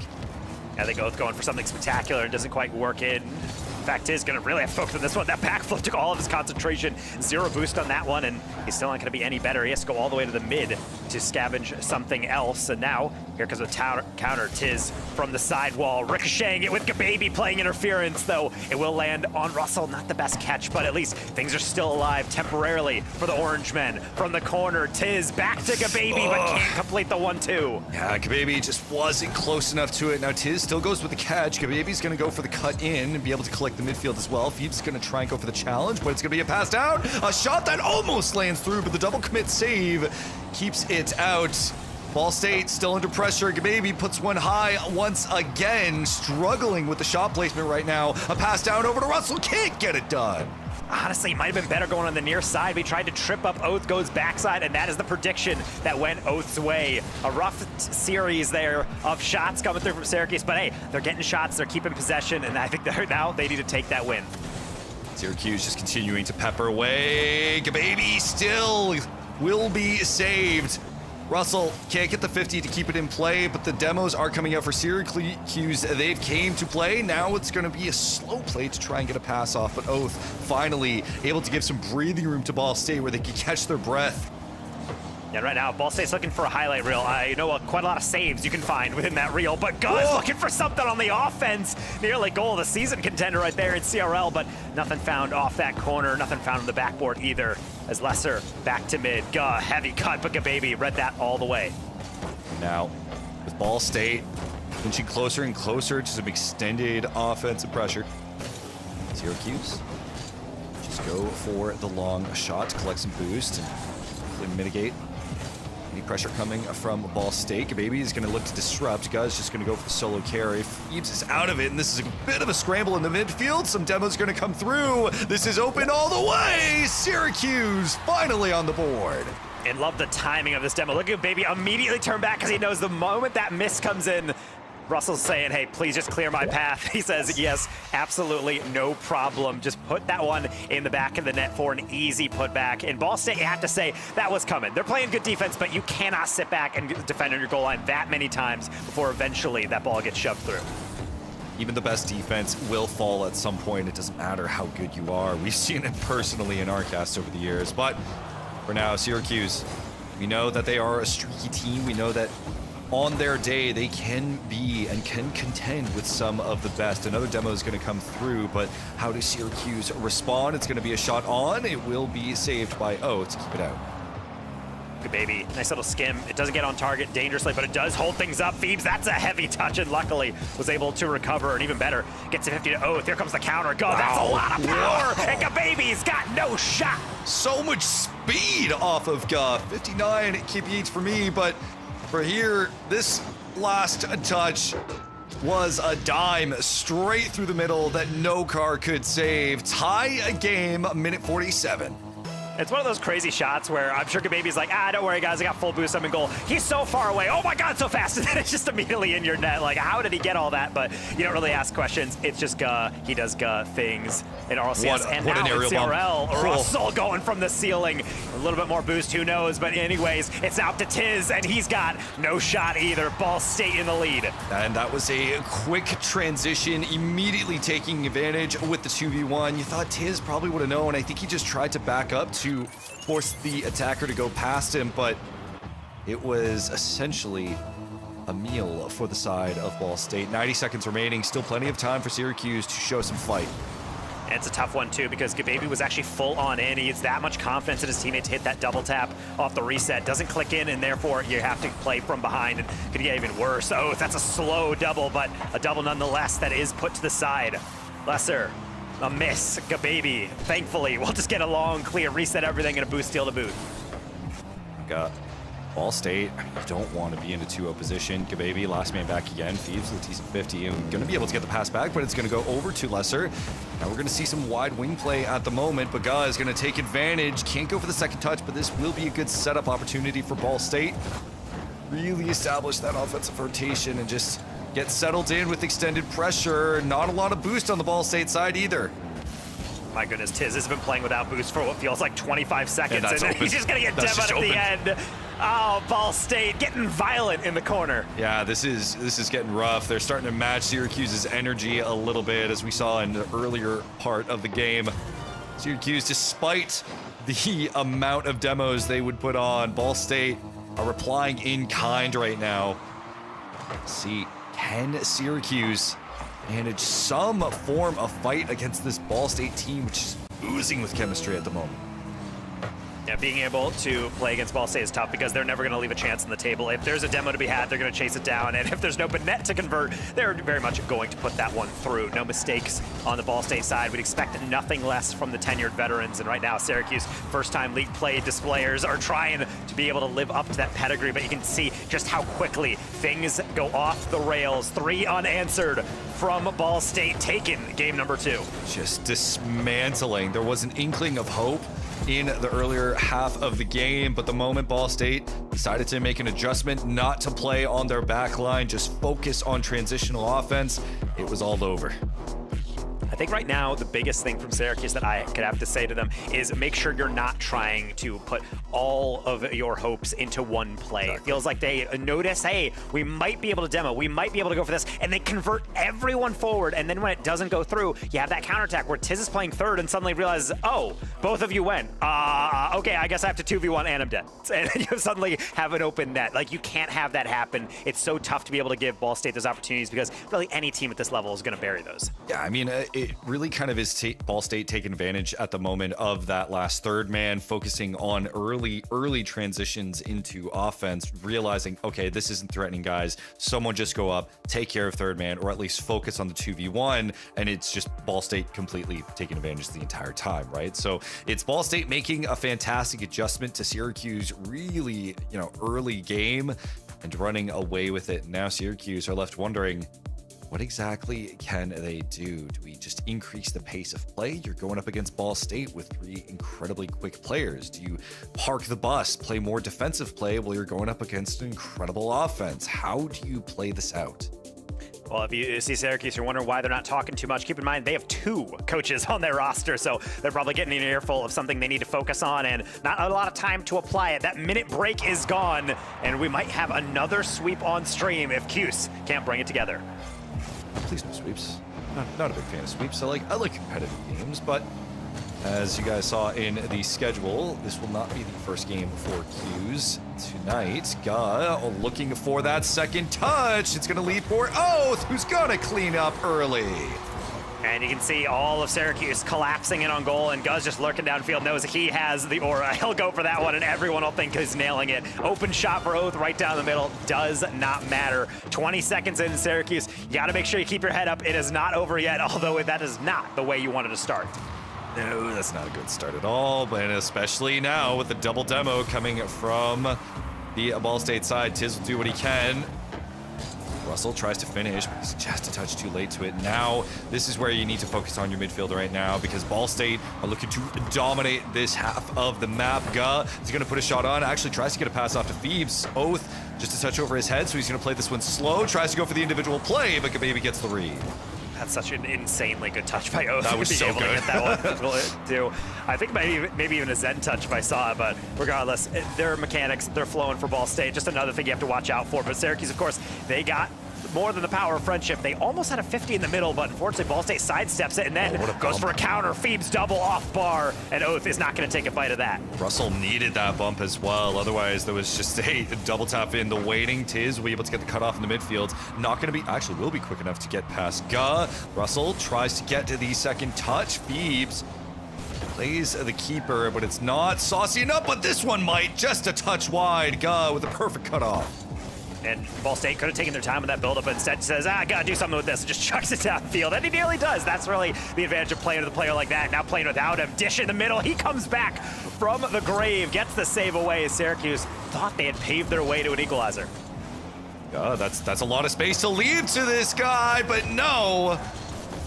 It will still be saved. Syracuse are really risking things by leaving things to that goal line defense, especially in how Ball State have played this transitional style. 3 minutes remaining, though. Syracuse need to get on the board. Baby, I think he was trying to go for a different touch as he puts it inside and only finds the defender. Meanwhile, Lesser just trying to dig it out and fight past every wave of the Ball State defense. Tiz, decent amount of boost, but that's not the best first touch. Still gets the reset. Lead blocker, goal line 50, and he can't quite get it to stick. How about a double tap? Oath says no. Oh, Kababy has been such a struggle in this series. I swear he's been second or third man at an offensive attempt so many times now, and it's just that last touch can't get it done time after time, and it's really starting to cost Syracuse in these offensive chances.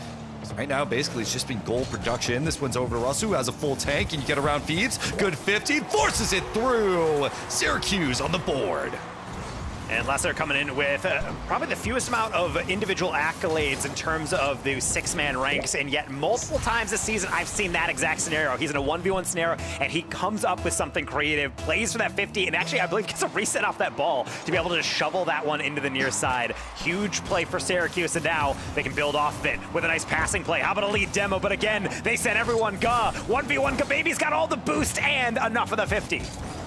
Incredible patience from Gababy. Needed to there. And I think at this point, you know, both teams have a read on what the style is for this game and how both teams want to play, and that includes Syracuse. They are perfectly intent with sticking it out with how they want to play. If it's just going to be Ball State going for transitional offense, then sure, they'll play that game and just focus on playing good ones. A little bit of a double commit from Ball State against Syracuse. I don't think really wanted to bite in on that one. Maybe they're learning their lesson of not getting too over-aggressive, but now they got to make sure someone's aggressive on this one. You don't want to give Oath that flick because that almost was the consequence. Gone the putback, easily saved. 1-2, Tiz trying to use the remaining amount of his momentum just to pinch that one forward, but a demo means there's nobody back, and luckily for Syracuse, not a shot on target.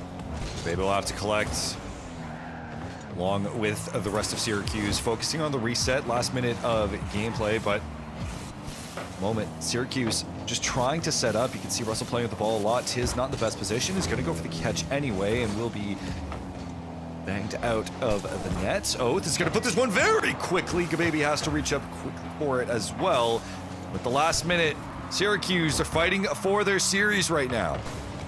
And Gababy's trying to just guess at that aerial. He's not going to take it. That's why it means Lesser going to fake one out and maybe dance past another one. At least gets a 50 as Ga doesn't have the best read on this one. Gababy plows through it, and Phoebe's going to get dunked. Where is Tiz? He's got just enough boost to get a shot, but it's just a little wide. Lesser on the putback finds a way under. Go, recovery. Tries to play for the mental game. Now Tiz tries to go for the musty, but gets challenged at the exact time. No, this one could be disaster. Gababy is able to get back in the nick of time as well. The last 15 seconds, Syracuse, they're inching closer and closer. You don't want to leave this open to Oath, though. Is this Syracuse's time to make or break this series? Tiz is going to send it down. This is going to be Ga not putting the shot on. We're going to game 3 overtime.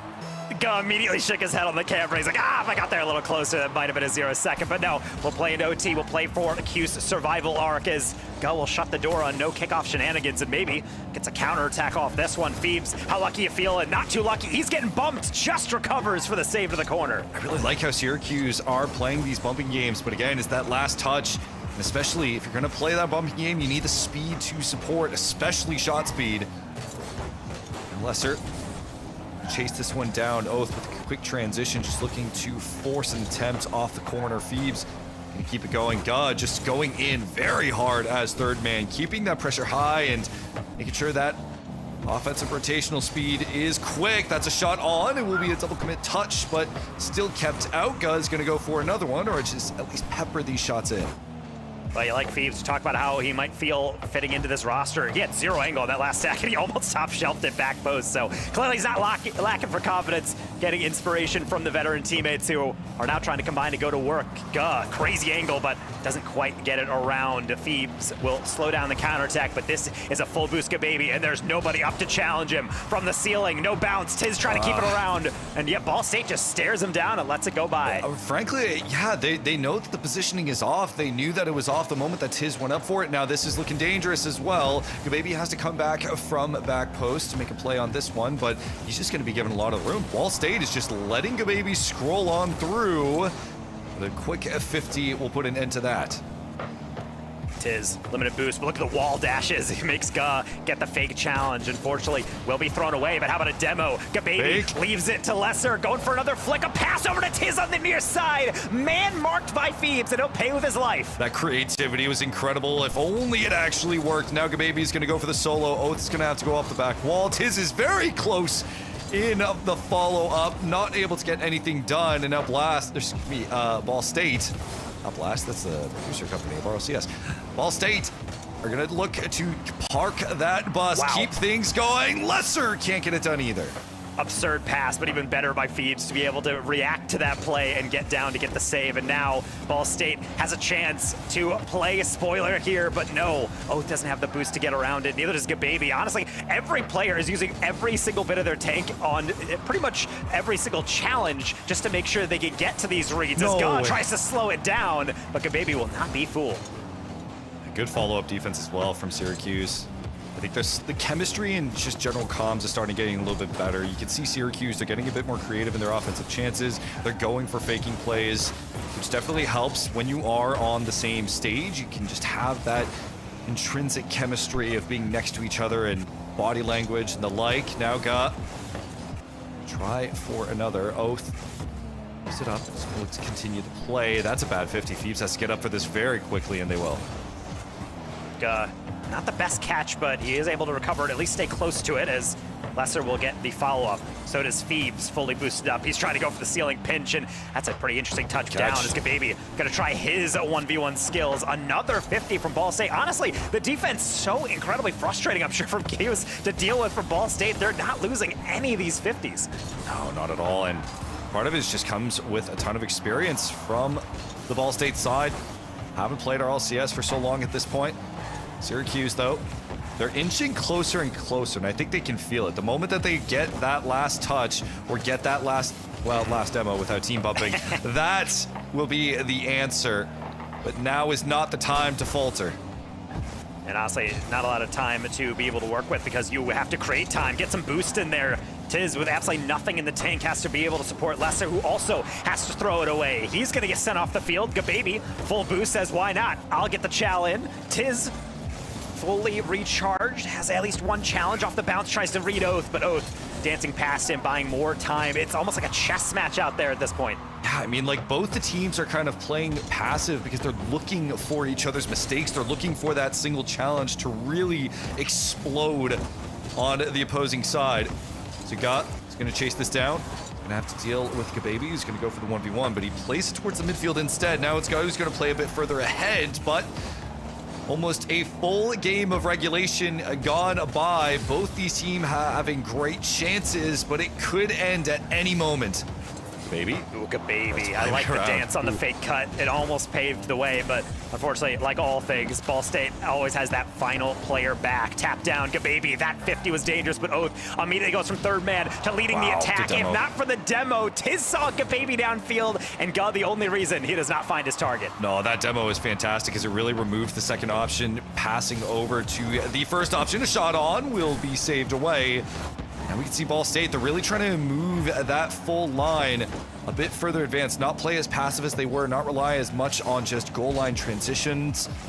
So now Lesser tries to get around Phoebes. That's a bad 50, but it'll be Ball State continuing this defensive effort and holding strong. Well, Tush Chat, this is exactly when you start locking in your guess for how long this overtime is going to go, because I have no idea. Tiz is trying to make sure it ends right here. How about a double tap, if not for Oath? Long clear out. Ga is quickly to it. He's going to get past one. Gababy, clean touch away. That Phoebes is not going to touch, but maybe working out even better so Oath can grab a corner. Russell's still with it too. Would have loved to see him stay. Gababy's just going to wait for this challenge. This one's going to be a quick follow-up. Oath is looking to disrupt. Phoebes looking for the flick over one. This is still dangerous. Guz in a perfect position. You can see Oath. He was trying to get a bump out too, but now Syracuse scrambling, trying to stay alive as much as possible as this Ball State onslaught continues, and Phoebes will wrap this one up in a beautiful team play. That lack of boost, Gababy can't get to it. Lester's just chasing ghosts, and unfortunately, Phoebes, that's gonna haunt him on the Syracuse side. He'll wrap up a sweep. It took some doing. Let's call it a game 4. Why not? In terms of series length, but unfortunately, very much a sweep and a well-deserved one from Ball State. At least we got the time for a game 4, at least. You know, so I guess technically we continue the series, but either way, this was Ball State. Yes, they struggled with that game 3, and it really did feel as though, you know, Syracuse were on the cusp of taking their own game, but over time, anything can happen. Mental resets, adaptations, they're all just as important. And being able to see just also on the far side of Ball State under a lot of pressure. I mean, you can tell. Look at the shots, though, from Ga. 10.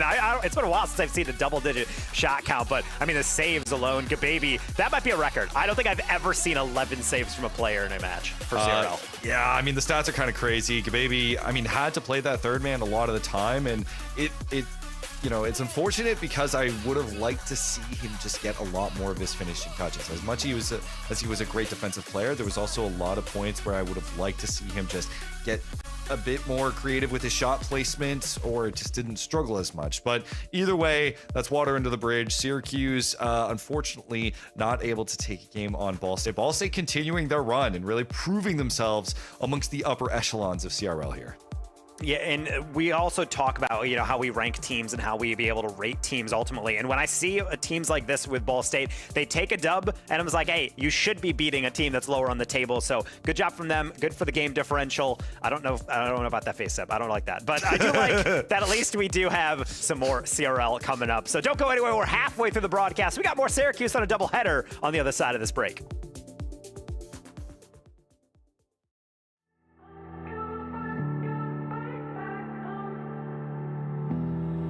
Easy love I can show on the outside, it's not that simple.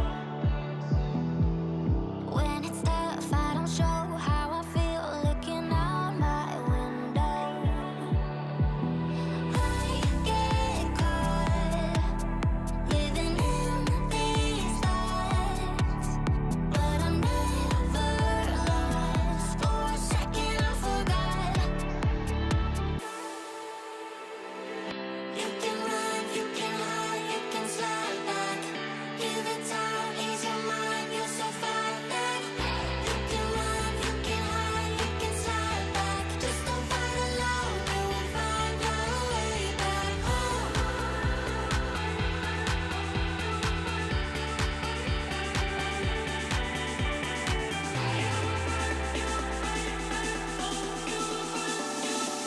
You will find your way back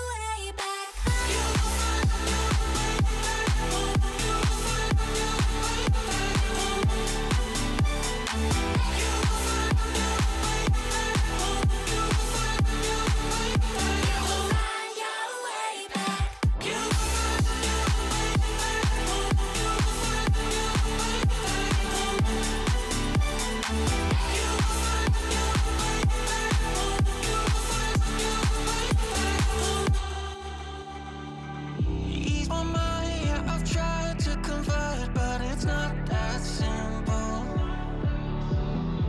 I find it hard to describe how I feel looking out my window. I get caught living in these thoughts, but I'm never lost. For a second I forgot. You can run, you can hide, you can slide back. Give it time, ease your mind, you're so fine that you can run, you can hide, you can slide back. Just don't fight alone, you will find your way back home. You will find your way back.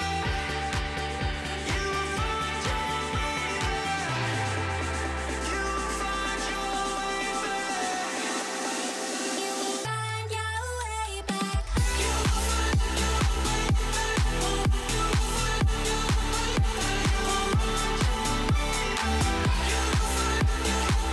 You can run, you can hide, you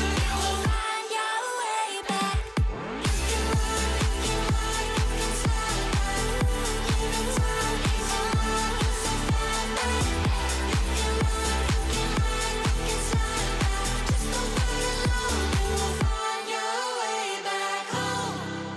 You will find your way back home.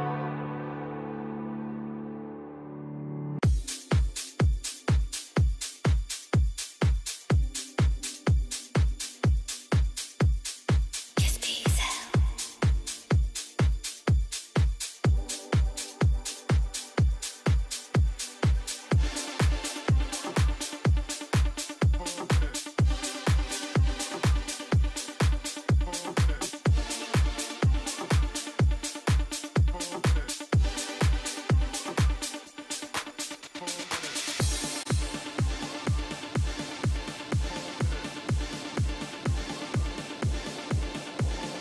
Take a deep breath. Have fun. Everything will be okay.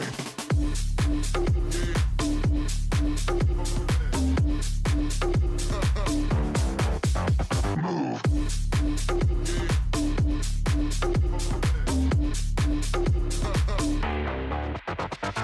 Okay.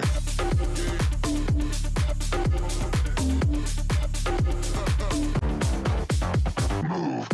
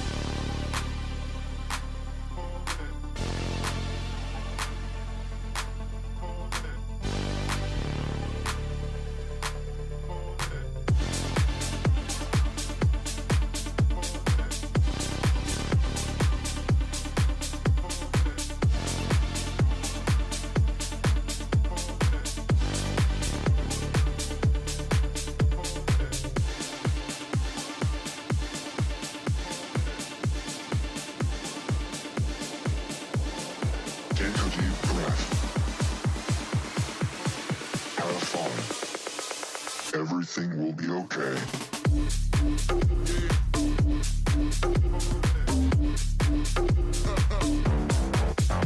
Move.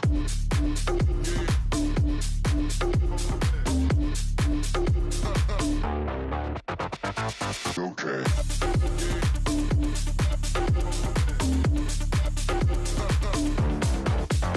Move.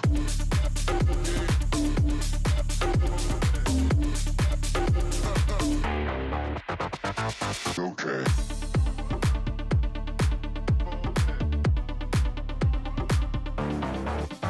Move.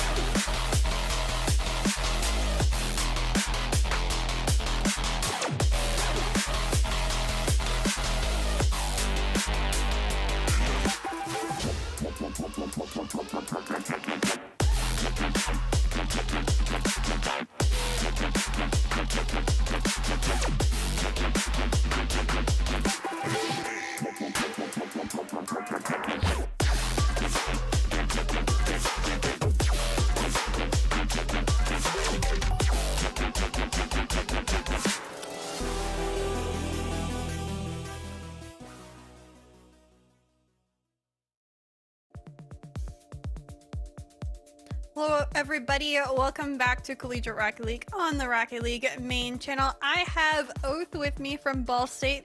He just had a very nice sweep against the likes of Syracuse. So Oath, the audience wants to know, what were you snacking on throughout that entire series? Well, today was Easter. I just got back from Easter right before this, so I got a nice big bag of Swedish fish over here. And I've been throwing one or two I gotta down the say, hatch Danger between Taco goals. called it. He called it. I gotta give him credit. He did guess it was Swedish fish, so I'll give him a little bit of credit there. But nice to get through some candy. I am an enjoyer of giving candy, like Sour Patch stuff, during games. I think it helps you focus. But anyways, Of course. no too much of a sugar rush here. I'm excited to talk to you a little bit about, obviously a lot of people have been talking about Phoebes. How do you feel like Phoebes has been fitting in the roster with you and Gub being that Wova, that's very big shoes to fill? Yeah, definitely some huge shoes to fill with Wova. I think there's definitely been a bit of a learning curve with Phoebes. Like earlier this semester, the first half of the semester, the results were not what we wanted. But I think we're slowly building up to the end of the semester, and we're learning what we want to do and how we want to play. And we're learning how Phoebes fits into that and how we play around him as well. And I think we're just getting better by the day. So. Yeah, that leads into my next question. What were your expectations for this semester? And do you guys feel like you're meeting them? Or are you falling kind of short? And what's your goal for the rest of the year? I know that's long-winded, but walk me through I think our goals going into the semester, it was kind of up in the air because we were transitioning from going from Wova to Phoebes. We didn't know exactly how it was going to play out. We knew Phoebes had a lot of raw skill and he looked good, but we just had to feel it out a little bit. But I think we definitely have very high goals and aspirations for ourselves. We know how good we can be. And I think we've proven, not just in CRL, but some of our other leagues like NACE, we've beaten some of the best teams and we've proven we can hang up there with everybody. So we're just excited to compete. Amazing. Talk me a little bit through that last series. I noticed on the scoreboard, Gababy had 11 saves. Obviously, Oh my gosh. not where you want to be against when you're playing in that overtime. Syracuse, a roster that's at the lower end of league play when it comes to series score, but still one not to be looked over. What was your thoughts in that overtime? Were you guys playing like you needed to be, or did you struggle more than you wanted to? I think that game, and especially leading into that overtime, I think we definitely took our foot off the gas a little bit. I think when it comes to CRL, like they're at the bottom or the lower side of league play in terms of their record. But I mean, as many people have said, like anyone in league play can beat anyone on any given day. So it's really just about the passion and the aggressiveness and mainly the confidence that you bring into every match. So I think just that confidence is what put us over the edge that series and got us the sweep. Awesome. Final question. Any thoughts, shout-outs, anything? I'd leave the floor up to you. I say shout out Phoebes, man. He's playing good. He's playing great. Let's see what else. I guess shout out God too. Just just the team. We're playing good. We're feeling good. Excited to see what's next. Amazing. Well, thanks so much for your time, Oath, and good luck with the rest of your league play. Thank you. All right, everyone. That was Oath. A little bit of a look into the team and his snacks. But otherwise, how are we feeling about Ball State now being 5-5, kind of in the middle of the pack? I think that Oath said it best. I think he stated that, hey, we didn't necessarily have the greatest start here. There was a little bit of time that it took for us to get used to the addition of Phoebes in comparison to Wova. And now that they have found that comfortability, they look comfortable and they look good. This is definitely the best we have seen Ball State play so far here. It's not really hard to top that considering some of their appearances on stream have been, let's say, less than stellar so far. But otherwise, this is what we're looking for out of Ball State. A contender who can really put it to the best of them. And this is also kind of what we talked about coming into this one here, Taco, is that, like, yeah, we knew Q's could do well, but there's differences. There's levels to this game, and unfortunately for Q's, they have yet to excel or to ascend to a higher level. Yeah, and you can see, like, honestly, if you look at the series score, you're like, that's a sweep. That's only their second sweep, actually, outside of Winthrop. That is the only time they've actually been swept within their series. And yeah, it's tough. They usually take a game, but look how close they were to scoring. I mean, me and Seb, after the call, we threw that to break, and we were like, man, imagine how different that game could be if they could just convert, like, 25% of those shots. Like, yeah. Like, just a little bit more. But the goal line saves at Oath were unreal. That Forbidden Temple map felt like they were living in their half for a bit. But that's also an element of effective team play. Getting pressure is one thing, but if you're not actually demoing in the right times, rotating effectively to keep that pressure, I don't care if you have 40 shots. If at least a couple of them are not going in, it's just a waiting game until inevitably you're going to give up a counter. That's kind of what Ball State excels at. And that's some of the issue we have seen for Syracuse throughout this season has been their over-eagerness. Again, that's something we see oftentimes with teams who are in their first ever bid into CRL, whether it's league play or the opens that we had last year. Teams get eager. They see the spotlight on them. They believe that what we like to call hero ball is necessary, where you're the player to make the big moves, to make the big actions, to make up for the mistakes of the teammates, and I've overcommitted and it's a counterattack. So it's something that Syracuse is going to need to be aware of, and right now, Syracuse, they're not done for the day. We've still got some more action for these guys, as now they take on Indiana Tech. This is two teams that I don't think we can really sugarcoat this. Two teams that need these wins, man. Straight up, they need these wins to stay in contention. Both of these squads are at the very bottom of our table for league play, and if they cannot get a win here, Chicksa, it might be the end of their road. Yeah, obviously Syracuse drops another one, so they end up being 1-7. As for Indiana Tech, I think they're 3-7 right now, something like that, 3-8. So they are struggling. Both teams are struggling and need to be on better footing. Granted, I want teams to understand that in this 16-team league play, this is a phenomenal learning opportunity. So taking the time after every single series, regardless of win or loss, understanding what kind of the downfalls are that we've been talking about, especially for the likes of Syracuse in their first season, and kind of spinning it as good practice and good warm-up and getting better throughout this season is most important. They have to both have a positive outlook going into this series to try to get a better footing, because there's still another opportunity regardless if they make the top 4 of league play, which they're definitely probably out of at this point. Yeah, there's not really good odds for either of these teams, and I feel like for Syracuse, as we've talked about, this is kind of the expectations for them. They have struggled against some of the better teams that are in this league right now, and while they've been able to hold their own against some of these squads, getting wins against them is a lot more difficult. On the other side, Indiana Tech is an anomaly we have never seen before in CRL, where, like you said, they are 3-8. They just had another result come in where they took a loss to WVU. And you expect that. You expect this team to take losses against some of the larger teams in this league. And then you go and see who they've won against, and it makes absolutely no sense. Wins against Fisher, Maryville, and Akron Blue. Those are 3 teams, so I guess 2 out of the 3. They're at the top of the table right now. So it's hard to digest and really understand this team right now, Seb, because the results are all over the place. Yeah, and frankly, I think that is a case as well for both teams. I mean, I just want to remind everyone that coming into this, Syracuse, they won off of Penn State. It was arguably whether or not, they should have made it or the like, essentially irrelevant. But for Indiana Tech, I mean, this was a team we had very high hopes of coming in, right? They look to be in fantastic form. And even throughout the course of this league play so far, I mean, they've been incredibly inconsistent. They've had a ton of game 5s, reminding me of old USM days, and not able to put it together at the end of the day.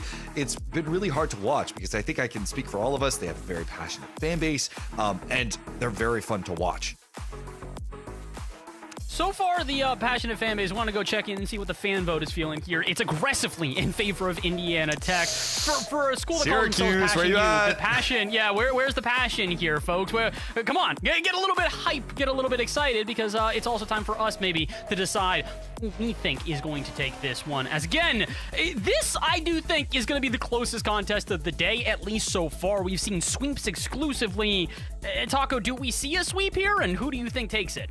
I don't think we see a sweep, but Indiana Tech, I think, is just a bit built better for league play right now. They look more cohesive, and like Seb said, that is the biggest thing that is rough to see, because if you're going strictly just by series record, you're like, man, they're taking a lot of losses, but 4 of those series went to game 5. If you treat those like coin flips, in an alternate reality, we very well could have seen a 7-3 team like Rocket or 7-4 team, which is basically 5th place, maybe even 4th, contending for playoffs. So I think Indiana Tech is a phenomenal team. I think they're just a little bit better on the day than Syracuse today. Seb, I'm gonna skip the order a little bit here. You seem like you had something to say. Jake, so we'll come back to you in a sec, but Seb seems a little vocal, a little extra. Did anyone see that clip that Resh scored in RLCS not too long ago that was against NRG that was absolutely bonkers? I'll get to my prediction in a moment. That was absurd. Okay, we all shared that. Chixie, you can make your predictions since we should go in order. I will continue. Okay. Then I'm going for Indiana Tech. This is such a good team when they want to be, and Reshiram scored one of the coolest goals. I implore you, if you're watching this, go look up Reshiram's goal against NRG. Yes, that NRG, and it's one of the coolest things you'll see. If that doesn't make you a fan of this Indiana Tech team, I don't know what is. Okay, Seb didn't even give a prediction throughout I said all that, Indiana so I'm Tech. just gonna I said say, Indiana Tech. I said Indiana Tech. You just hyped them up, but you never actually confirmed who you were voting for. Chixa, save us from yet another sweep here on desk, please. Yeah, I actually am. You talked about restaurants go. We talked about Tiz earlier. Like, why are we going back and forth between fan bases? Like that's not all. What this is Tiz about. did was cool. What Resh did is cooler. That's all just a matter of opinion. Like, they're supposed to be little I know you have a hard time with that, Seb. Anyways. Wow, that's crazy. That's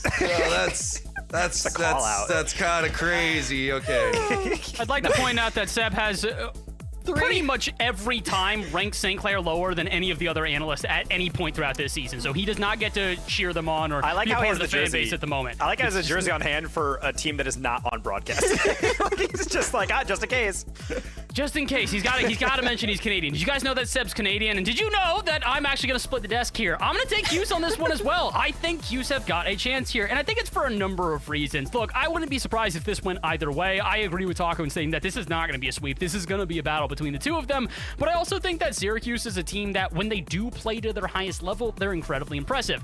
And the crazy part by far for me is that Indiana Tech have played well against the best teams, and they have played worse against teams that are not power ranked top 10 or unanimously within the top 5 in all of collegiate Rocket League. And we saw this for evidence when they beat Concord on LAN and then lost to OC the next series. This is a team that has not proven consistency yet, and I hope that I am wrong in terms of like them showing their best foot here, but there's a 100% a world I see them come into this series, and Accuse, who's already had a warm-up match because they just played, stays warmer, gets into this, and pops off off. So we have a split desk here. It doesn't look like the Syracuse fans popped up in the chat vote. It's still 67-33 there. So overwhelmingly, people think that Indiana Tech are going to take this series.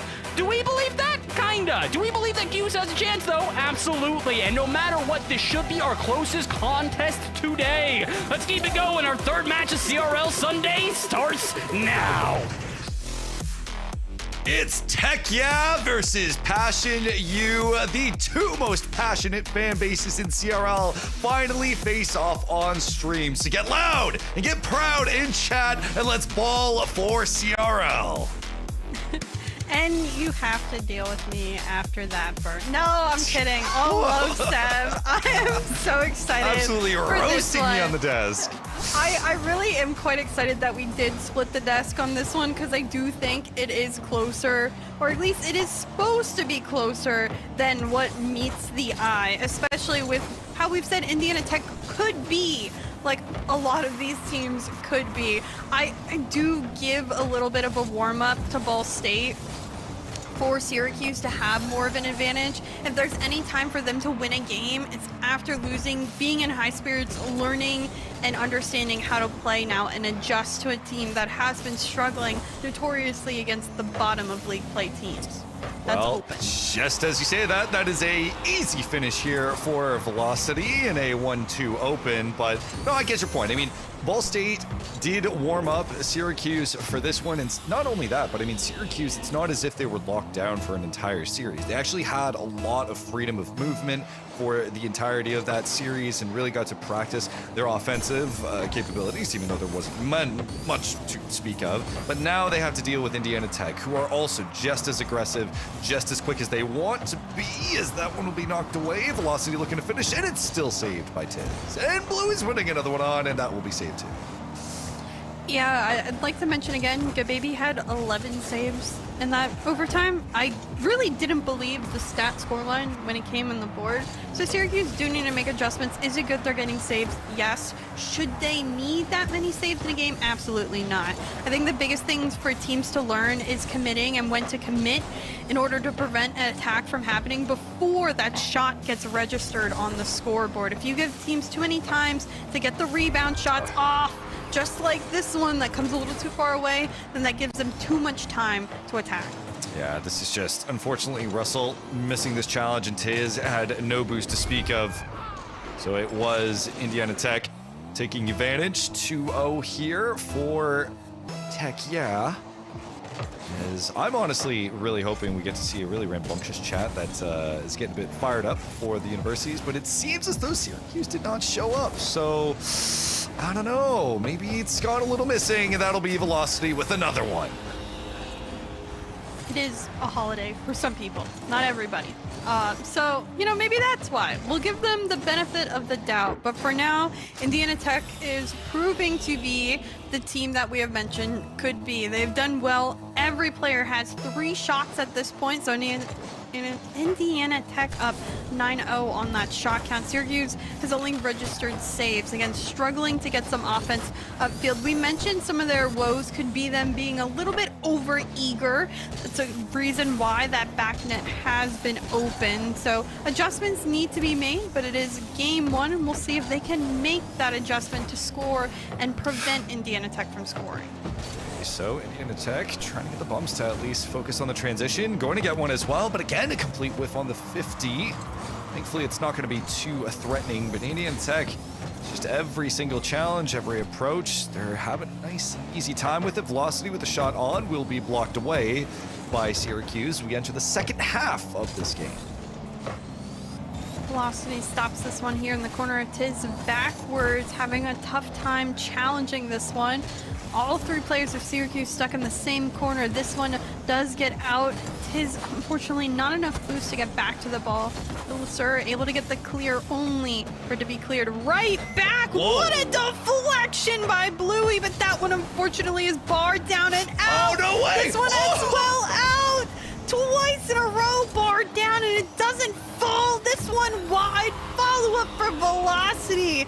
And man, oh man, Indiana Tech on fire offensively. You're given so much to hang on by a thread if you're Syracuse, yet still somehow You can't keep it out, and you're letting Indiana Tech just crawl all over you. Velocity with a hat trick to his name, but look at the shot totals right now, Chixa. This is insane dominance from Indiana Tech on the offense. Yeah, 16-2, and that second one only just came off that kickoff. Incredible work by Indiana Tech field. You know, on the flip side of things, yes, could Syracuse have been warmed up? If Indiana Tech was paying attention to stream, they understand exactly what Syracuse struggles with, and they are doing just that to be that critical upfield. Minute and a half left on the clock, and this has been Indiana Tech all game long. They've looked so good offensively, and even still now, they have so much time to continue this onslaught. I have to imagine that if you are Syracuse coming off the 3-0, this is Resh just trying to finish up. Velocity can't get the angle, and so Syracuse will chase this down. But again, another close call here for Syracuse. They can't keep Indiana Tech at bay. Tiz has no boost to even make some disruption plays. He's just looking to follow up as much as he can. So Syracuse given some breathing room. Finally able to really kind of take inventory of what's going on. Hopefully it will be enough time, but a pass over to Resh, who tries to get underneath. Gababy with the 50 to keep it out. Gababy, 5 saves in this on the surf, 4, 1 for Tiz, 10 total for the likes of Syracuse, but it does not matter when there is 19 shots from Indiana Tech at this point in the game. Little passing play here to Velocity, beautifully executed, and why don't we add one more shot to that scoreboard? Just the pass and the quick cut from Bluey and Velocity following up perfectly. This is a chemistry team right now. Indiana Tech are so locked in. 20 shots, by the way, real quick. Just want to point out we finally hit the 20 shots mark. It's frustrating for Indiana Tech to be at the point they are in this season when they arguably look better than even Ball State right now against Syracuse. If again, transitive property, it doesn't always work. But being that we just saw this last match, Indiana Tech looks fired up. They look aggressive. They've been passing. Everyone's had an opportunity. Like, it seems like this could be a team that could have done so much better. And even if they don't make that top 4, again, we should not count them out when we go into that LCQ later this year. So that is Indiana Tech taking game 1 in insane. I mean, just look at the shot totals. We have 21 shot totals for a single regulation game, 5-0. Even in 5-0 games that you might see in other series, shots totals usually don't go that high. So Syracuse just completely on the back wall for this one, really having to fight for every single inch. Tiz with 134 points to his name. Despite the fact that Syracuse just came off of a series against Ball State, who were offensively minded as well and could really take things to them and apply pressure, even though I'd argue that didn't happen for most of the series. Now that the pressure is really on with a team like Indiana Tech, Syracuse just don't know what to do. Yeah, it was, I think, shocking for this discrepancy. Was there an edge for Indiana Tech in this series? Likely. Yes, but I thought it would be significantly closer, and Indiana Tech is here to prove us wrong, which has been an important aspect of this entire season.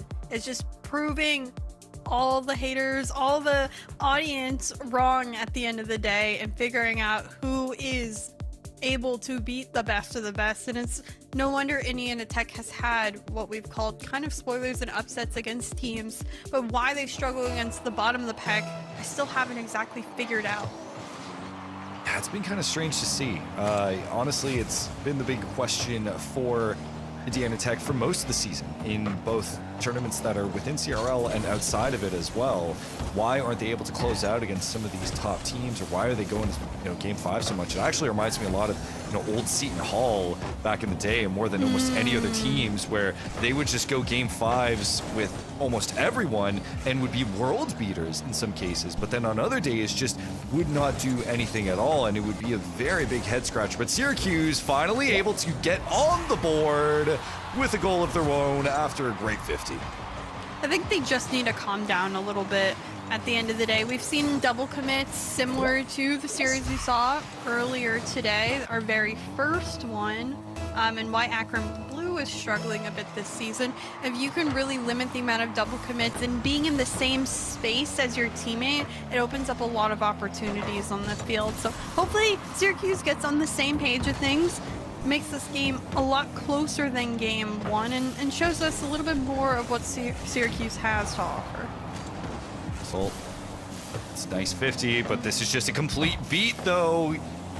The baby, though, able to get back in time, and despite the transitional speed from Indiana Tech, he's defensive-minded as ever. Not the best 50 from Tiz, and now we get to see the boost really start to hurt. Russell, as Indiana Tech, gonna try and just keep that control in the midfield, able to collect the mid as well. Tiz is gonna go up high, but not gonna get a good touch. The disruption tries to come in from Syracuse, but there is nothing really convincing coming out. Tiz, a nice touch bottom too. Go by him, and Velocity likely has a great 50, keeps it close, sends it to Bluey in midfield, who puts it off the corner, no touch there, and Gababy just doinks this one out. Upfield rush to it first. Tiz will be on it, tries to get the pass midfield, but just leaves it. Now Velocity has time and space, most importantly, to work with. Too much space is Syracuse giving Indiana Tech right now. It gives them time to formulate a lot of these plays that we saw earlier in game one. Hopefully that changes as we continue forward. Indiana Tech are playing this rotate so aggressive too. You never really see any third man going so harshly for a back post play or save or just positioning. They're all essentially doubling up on the transition so they can get a quick transition back. Now Resh trying to get the 50 around Tiz, actually just outplays him around, and now you see Bluey and Resh both doubling up, and how close every member of Indiana Tech are playing together is just a part of the reason why they're so quick to set up on the offensive end. Back off towards the corner of Indiana Tech we go. Velocity bumped, has boost, tries to manage recovery off that ceiling. Bluey, no boost in the tank. This one almost just a little wide. And unfortunately, Indiana Tech scoreless as we get to 2 minutes. A very different change from what we saw. Velocity having to commit here. Sir having an opportunity. That one, if only on target, almost I think would have been in. It would have, yeah, because you saw Resh, he was pushing forward, ready for a challenge, and there was no one there in the waiting. This is off the corner. Can Russell take advantage? Ooh. No! Backs off, or maybe just didn't get around it. That's a nice Cookser with a fake as well. Maybe able to get there in time. Velocity looking to keep it in play. It's over Russell's head, but for the time being, Syracuse able to hang on and keep this score at 1-0. Bump play here. Bluey does go underneath, but Resh picks up and dribbles this out into the offensive zone. Tiz off the ceiling. Sir again had the demo. Picks up that boost in midfield as well. Flick here. Manages to get it only as far as into Tiz, who plays off the ceiling, tries to get it down underneath Resh. Open net here. The shot's just on target, and it is indeed unsavable. Great pass from Tiz as well. Just Resh, not the best touch. Perfectly serves up this one on a platter for the likes of Syracuse. And now a complete reverse from game one, where we now see Syracuse handling things, keeping their composure, calming down, and doing a great job at it. Honestly, I think the prediction should have been if this goes to game 5 or not. We've talked so much about Indiana Tech going to game number 5, and I think if this game isn't showing a reason why, I mean, there's no greater example. Of course, this game is not over. It's far from over, especially with the pressure that Indiana Tech's bringing. But the fact that they can have such a stark contrast from what they showed in game 1 to now being down in game 2 and struggling to score, those things shouldn't happen. It shouldn't be this different. I mean, legitimately, I think if Indiana Tech go to game 5 at this point, like, they need to be put in a capsule and studied. Like, there's no way that they should be going to a game 5 for a series like this with just how dominant they won in game 1. Clearly, there has to be something different. Resh will be able to reduce the lead to 1. 10 seconds. Are we going to see kickoff shenanigans or not? There is a chance here, though, for Indiana Tech. I mean, I just gotta say, they did miss kickoff entirely before to start off. it really could be anything. This one stalls in midfield. So there first, Tank. just off the ceiling. Resh leaves. Now picks it up off the side wall. Gets time. Hold on. Backboard here, just a little too far on velocity. Touches the ground. Syracuse, in a thrilling change of events, takes game 2 in 2-1 fashion. Yeah, I mean, Velocity unfortunately pushed up just a touch too far to keep that play going, but I really like the idea of what Resh was going for with the pass.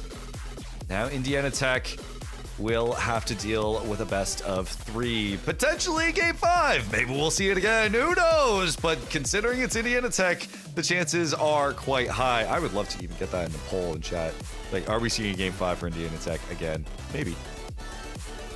Yeah, I do think there's a high probability of it, and I love the adjustments that Syracuse made at the end of the day.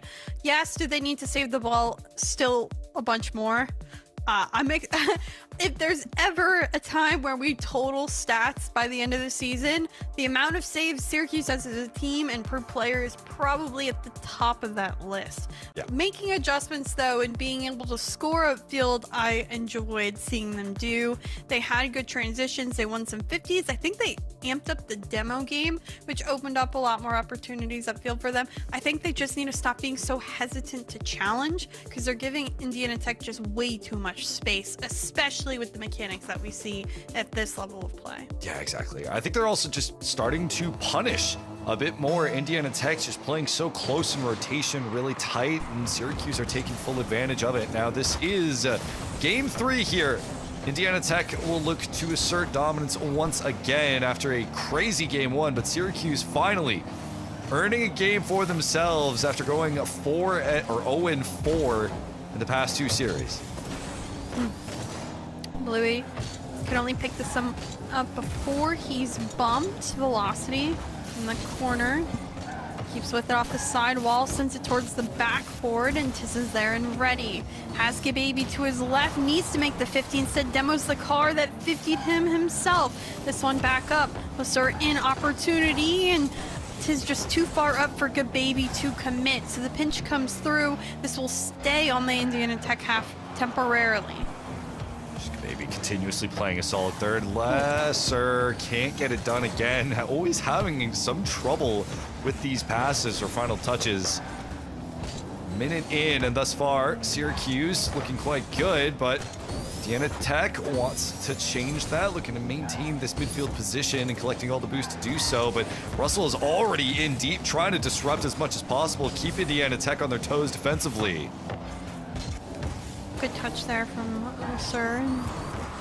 Back down in it. It's still midfield. No boost. Gababy, no Not at boost. Doesn't jump.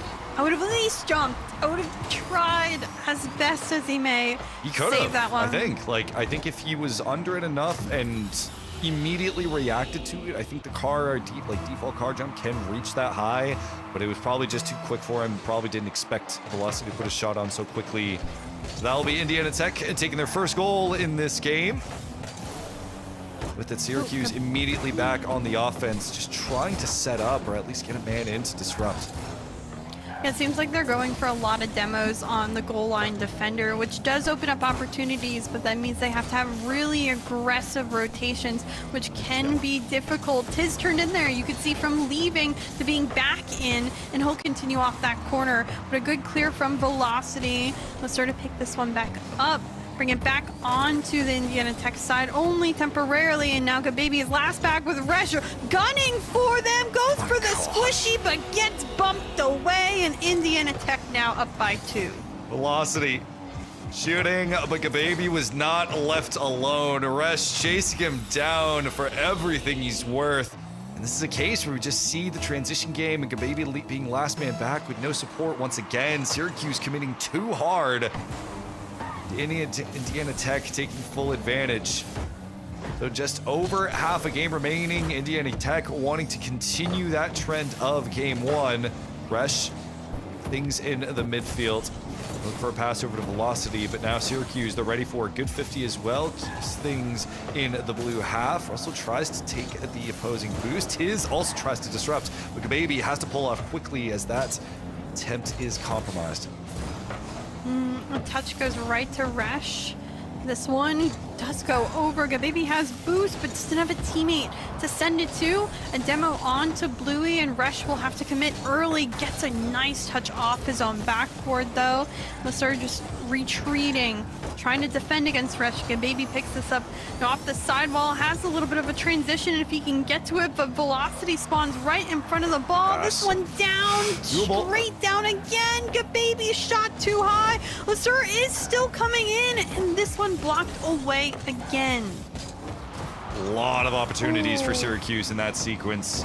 This one as well, Lesser puts it on, but again, it's that final touch from Gababy that just continues to curse Syracuse. Now it's 2v0, and you can see Syracuse, they're rushing back to try and make it work. Tiz able to get back in time. Bluey and Rush double commit for this one, so it'll give some time for Syracuse to set up an offensive approach. Goes back in the midfield, and Rush wanting to make things work, tries to go for the solo, but it will be blocked away.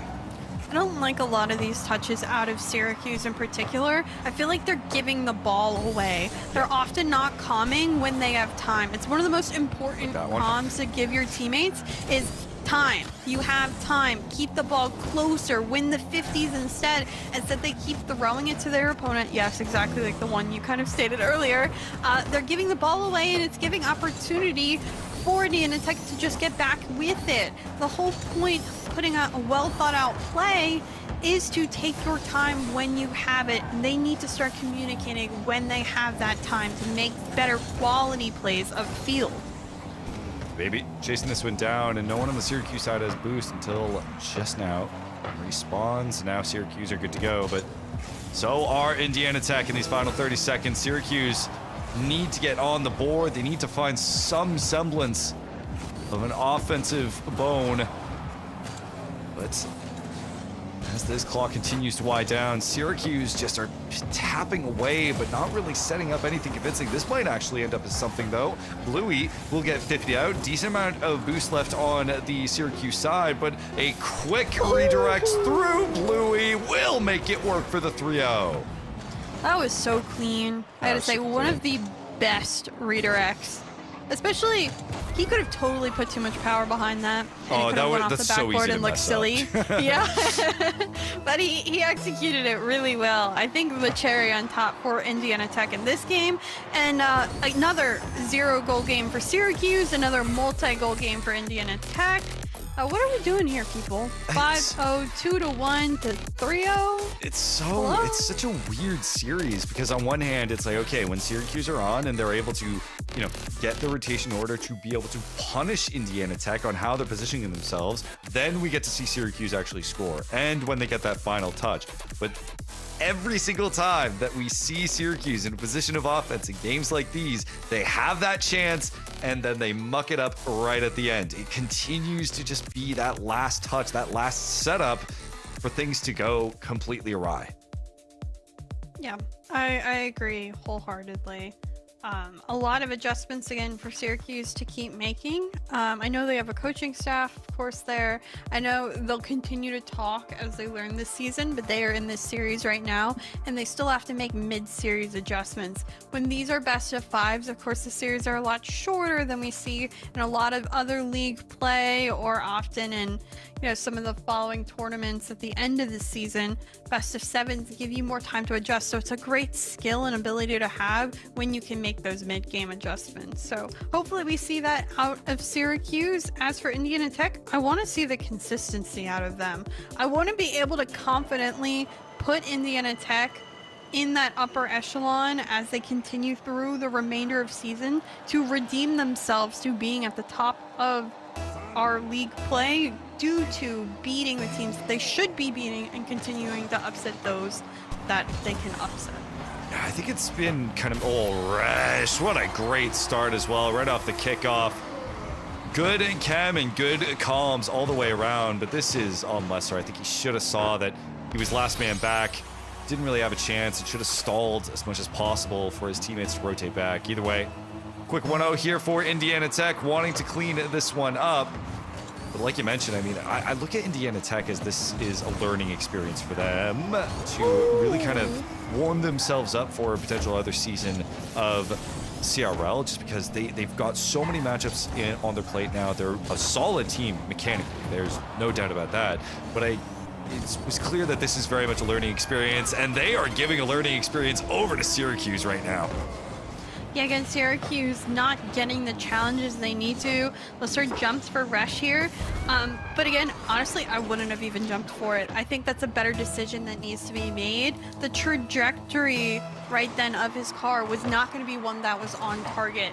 I often say, understand your level of threat. And at that point, the threat was low for it to be a shot so quickly. So better decisions for Syracuse down the line. And Indiana Tech, again, needing to continue to prove themselves. LCQ could bring anything.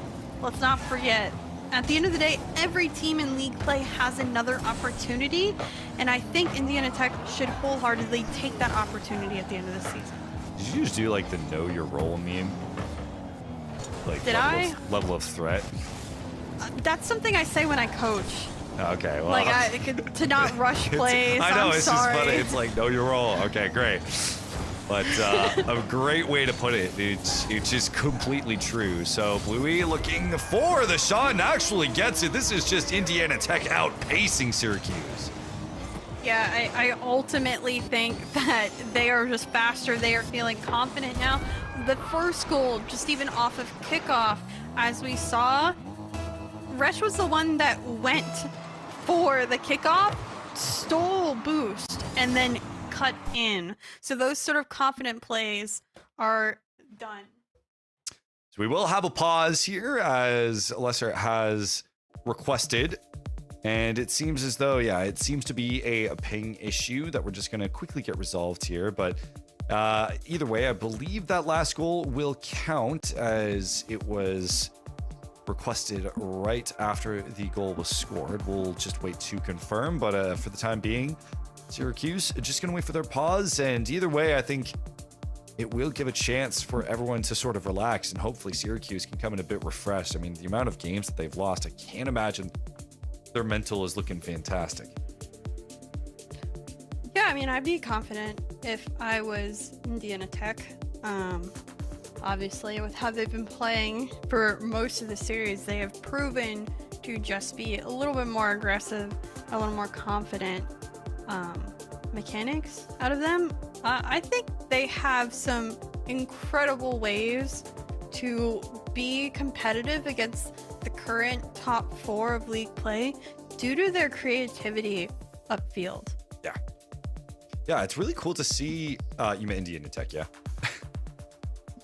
Yes, Indiana. Yeah, so I really like to watch how they play because, one, they have really fantastic players on their team. And like you mentioned, the creativity that they showcase in offense is up there with some of the best of them that we've seen. And that's not even counting, the RLCS play that we're seeing from a good amount of these players as well. It's just, I don't know if it's a mental thing. Maybe it is a mental thing for Indiana Tech that when it comes to these game 5s, they're struggling a little bit more, or these series where, frankly, they should be handling much easier, but they just can't put teams away. And that is really kind of what has tanked their season. Again, I think LCQ, we've seen pretty crazy things happen in like lower bracket runs, last chance opportunities, all of that. So at the end of the day, I think Indiana Tech is going to be that team that everyone should look out for as playing spoiler as we near the end of the season. But we are unpausing. Score stands as is, and we are going to continue playing on. And we are, and with that, the score will not be the same as Velocity will make this to a 4-0. Honestly, this is utter domination from the likes of Indiana Tech at the moment, but they do have to play on. Syracuse, I do feel for them. This is a difficult struggle to be in. You're playing two completely different teams stylistically, and you just can't find the key for either. Yeah, I think Again, that's the adjustment that we mentioned in league play, especially being back to 16 teams. You at times have 15 different play styles that you have to learn and be against. And with how much experience now all these players have in CRL, I mean, not to mention everyone at this point is rank X, rank A. They are at the top of the echelon. Some are playing professionally on teams. Like, this is what you have to learn as being the level of competition. Yeah, and it's just been insane to see how much that competition has improved in such a short time, where a lot of players just aren't even, prepared for it. Velocity is going to go for the solo shot, and Rush is going to keep it in. But you even see Syracuse. It's not as if they're built up of just 3 homegrowns. Like they have been. Is this just a complete poke away? Or that will be a 5-0 for Indiana Tech. Unfortunately, Lesser just gives away the possession. Probably didn't see Velocity there, and this is falling apart quick. Yeah, I think the momentum has kind of been swept out from under them. Syracuse had a good game too. Then as soon as Indiana Tech tends to get things rolling, it's hard to stop that snowball from forming and just turning into an avalanche all the way down the hill. They have shown that as soon as they get creative, they poke, they prod, they demo, they set themselves up. You already see Velocity stealing boosts and being on the other end of things. They just cannot be adjusted to. Yeah, I mean, at this point, it really does feel like Indiana Tech. They're at such a point right now where they're playing with their food almost. They're having fun. Tiz just going to pass off in the midfield. Syracuse, the composure has been lost, which, is safe to say is fair when you've had a collective, 10 goals scored on you now? 11, 12? Something along 14. there? Sorry? 14. Oh, 14, yes. So it is difficult to keep your mental composure in that way, only because you have an Indiana Tech that is just completely outplaying you here. That's another shot on, but saved from the Syracuse side. Yeah. Again, Indiana Tech putting on a masterclass, and I hope to continue to see this level of play out of them. What a cheeky little pass from Bluey there to keep that play going, and Velocity adds on another for Indiana Tech. And I kind of like how involved Velocity is getting for this one. It's just these quick 1-2 setups are dismantling the entirety of the Syracuse team. They're having such a hard time at reading both the aerial bump setups, but also the passing setups. And it's not as if the entirety of Indiana Tech are getting involved. It's just so clean, so efficient with boost usage that Syracuse, they can't compete. And it continues to show here. Velocity makes it 7-0. That's his 4th goal at this point in the game. His teammates have 2 and 1 each. When it comes to the 7 shots, all 7 are assisted, which I think also shows a lot of what Indiana Tech offers when you're able to play that sort of team atmosphere instead of solo play. I think Indiana Tech, when clicking, are going to be quite difficult to beat. Oh my God. Add on yet another. And Resh receiving a Bluey in kind. Tiz just not there, but also sneaking this one through 2 members. Someone save us, because this is looking a bit rough, but hey, there we go. We got Kababy getting on the board. And we can't say it was on purpose because that's not a Brazil. There's 8 on the board. So that was well done by Syracuse. Well done by Syracuse. Yeah. They have a little fun. I think the Syracuse roster, they have a lot of time to learn and grow. I think every first season of league play is going to be like that for most teams. I will be shocked if any team comes into CRL league play for the first time as a school and doesn't struggle, because that's just where we're at with the grand scheme of things. I mean, yeah, especially now with Syracuse and the matter that they qualified in, they were clearly unexpected, but it's not as if, they are completely struggling with games necessarily, or they're just getting completely gapped. Yes, this is a case where they're getting completely gapped, but the caliber of players that they have, Baby is on that roster, Tiz is on that roster. These are great players to have. It's just there are different levels to this new format of CRL. We have 16 teams who are here, all trying to vie for the same thing. And as we've mentioned, huge shout outs to the Syracuse program. I mean, they're all in facility right now, a gorgeous facility at that. They have so much support behind them, and I think this not only school and program will continue to flourish, but this team will flourish as time continues on. And GG's all around from the players, in good spirits. But that is Tech Yeah taking this series, and with it, the fan battle. Fantastically played from Indiana Tech. They will continue to try and fight for that playoff spot, even though it is kind of out of the way for them. They really got to lock in for this last part of the season. But for the time being, this was a great performance. Yep. I think Indiana Tech, again. No, enough. We don't need it. Keep that tongue in your mouth. Do you think he deserves it a little bit? Like celebration. I guess let's say celebration in that aspect. There's so many cool celebrations you could do. You could do like a sue. You could do like a, a fist bump or something in the air. But whatever you do, just don't do that one. We love the esports fist bump. I feel like that's a staple. Oh my, this montage is going to be a long one. I think mainly full of Indiana Tech, and deservedly so. They were creative in this game. They continued being just aggressive on the pressure. They had so many opportunities to just, mess up, and they didn't. They stayed consistent across 5 minutes. Stop laughing at me. No, I'm not laughing. I'm not laughing because it's at the end of the day, it was a 3-1 series. Syracuse did collect a game, but in the games that they didn't win, it was clear that there was just a mismatch in styles right now. In my opinion, I think that Syracuse played better against Ball State. It was arguably not arguably, but is the better team than Indiana Tech right now. And sometimes it's just those transitive properties just don't mesh, and two teams are not the same, essentially. And that continues to be the case here.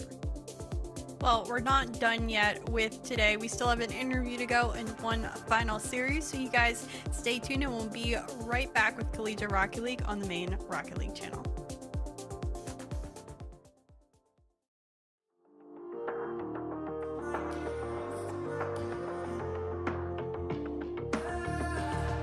My mind is racing, I used to making sense of who I was. And when the opens, I dance with demons until the sun comes on. On the outside, I seem like it's all my way of having fun. Thinking this is just a part of me you love. It's not my night. When your backseat, I'm gay enough to cry. So why do I even try to think that you get it? You say I'm dramatic, and you need a better use of time. It's alright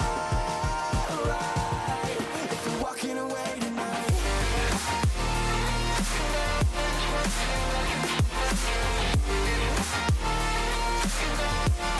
If you're walking away tonight.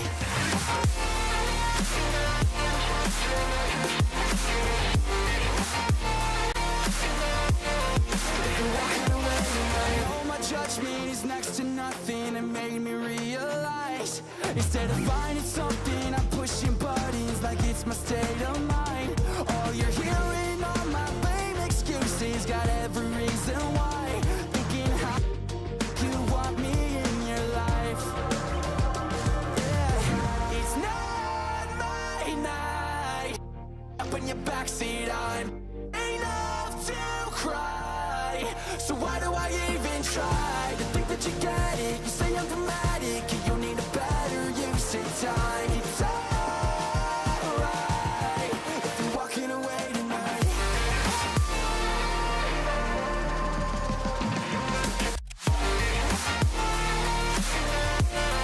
If you're walking away tonight.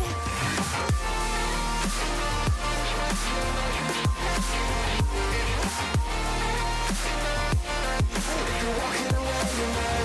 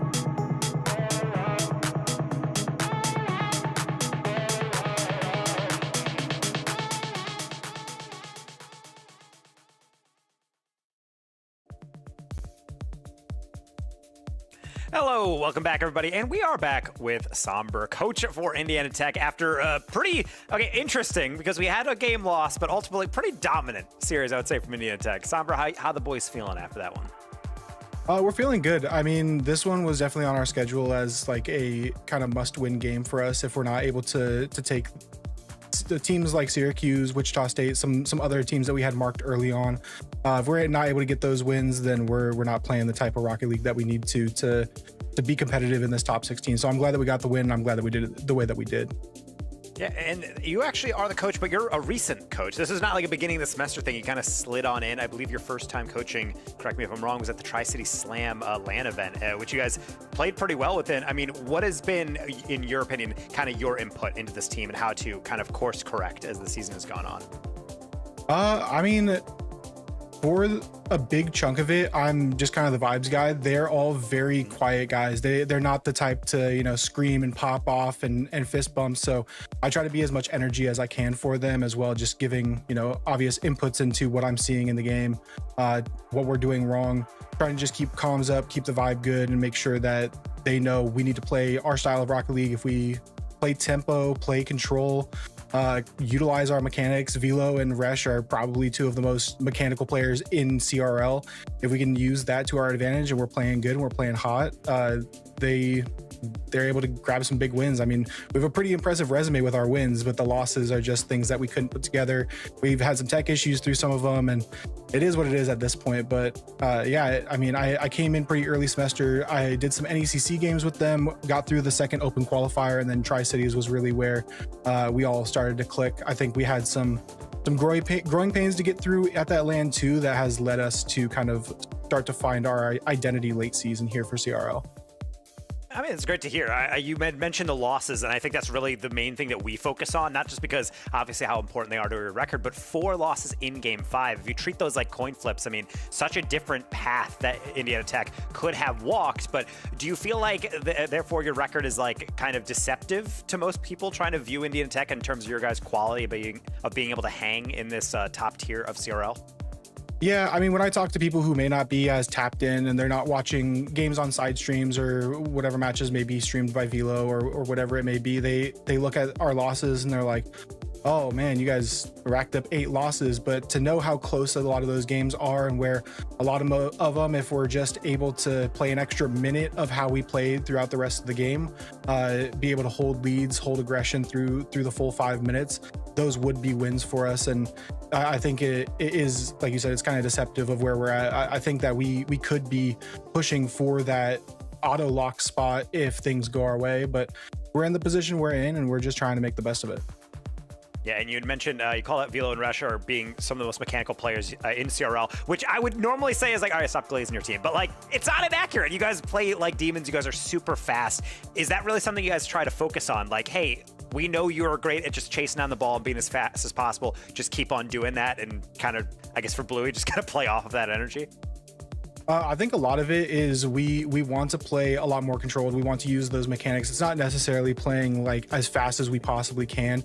Resh always says to me, like, he knows that he's super mechanical. He knows that, he used to be a freestyler, but he doesn't want to use those mechanics to just try to shove solo plays down the other team's throat. He wants to use those to be a playmaker and be an enabler of Bluey and Velo, who are great shooters, and being able to kind of play off both Reshiram and Velo, playing mechanical, being able to get really good 50s, air dribble bumps, fake stuff like that, and enabling the other two to just have easy goals.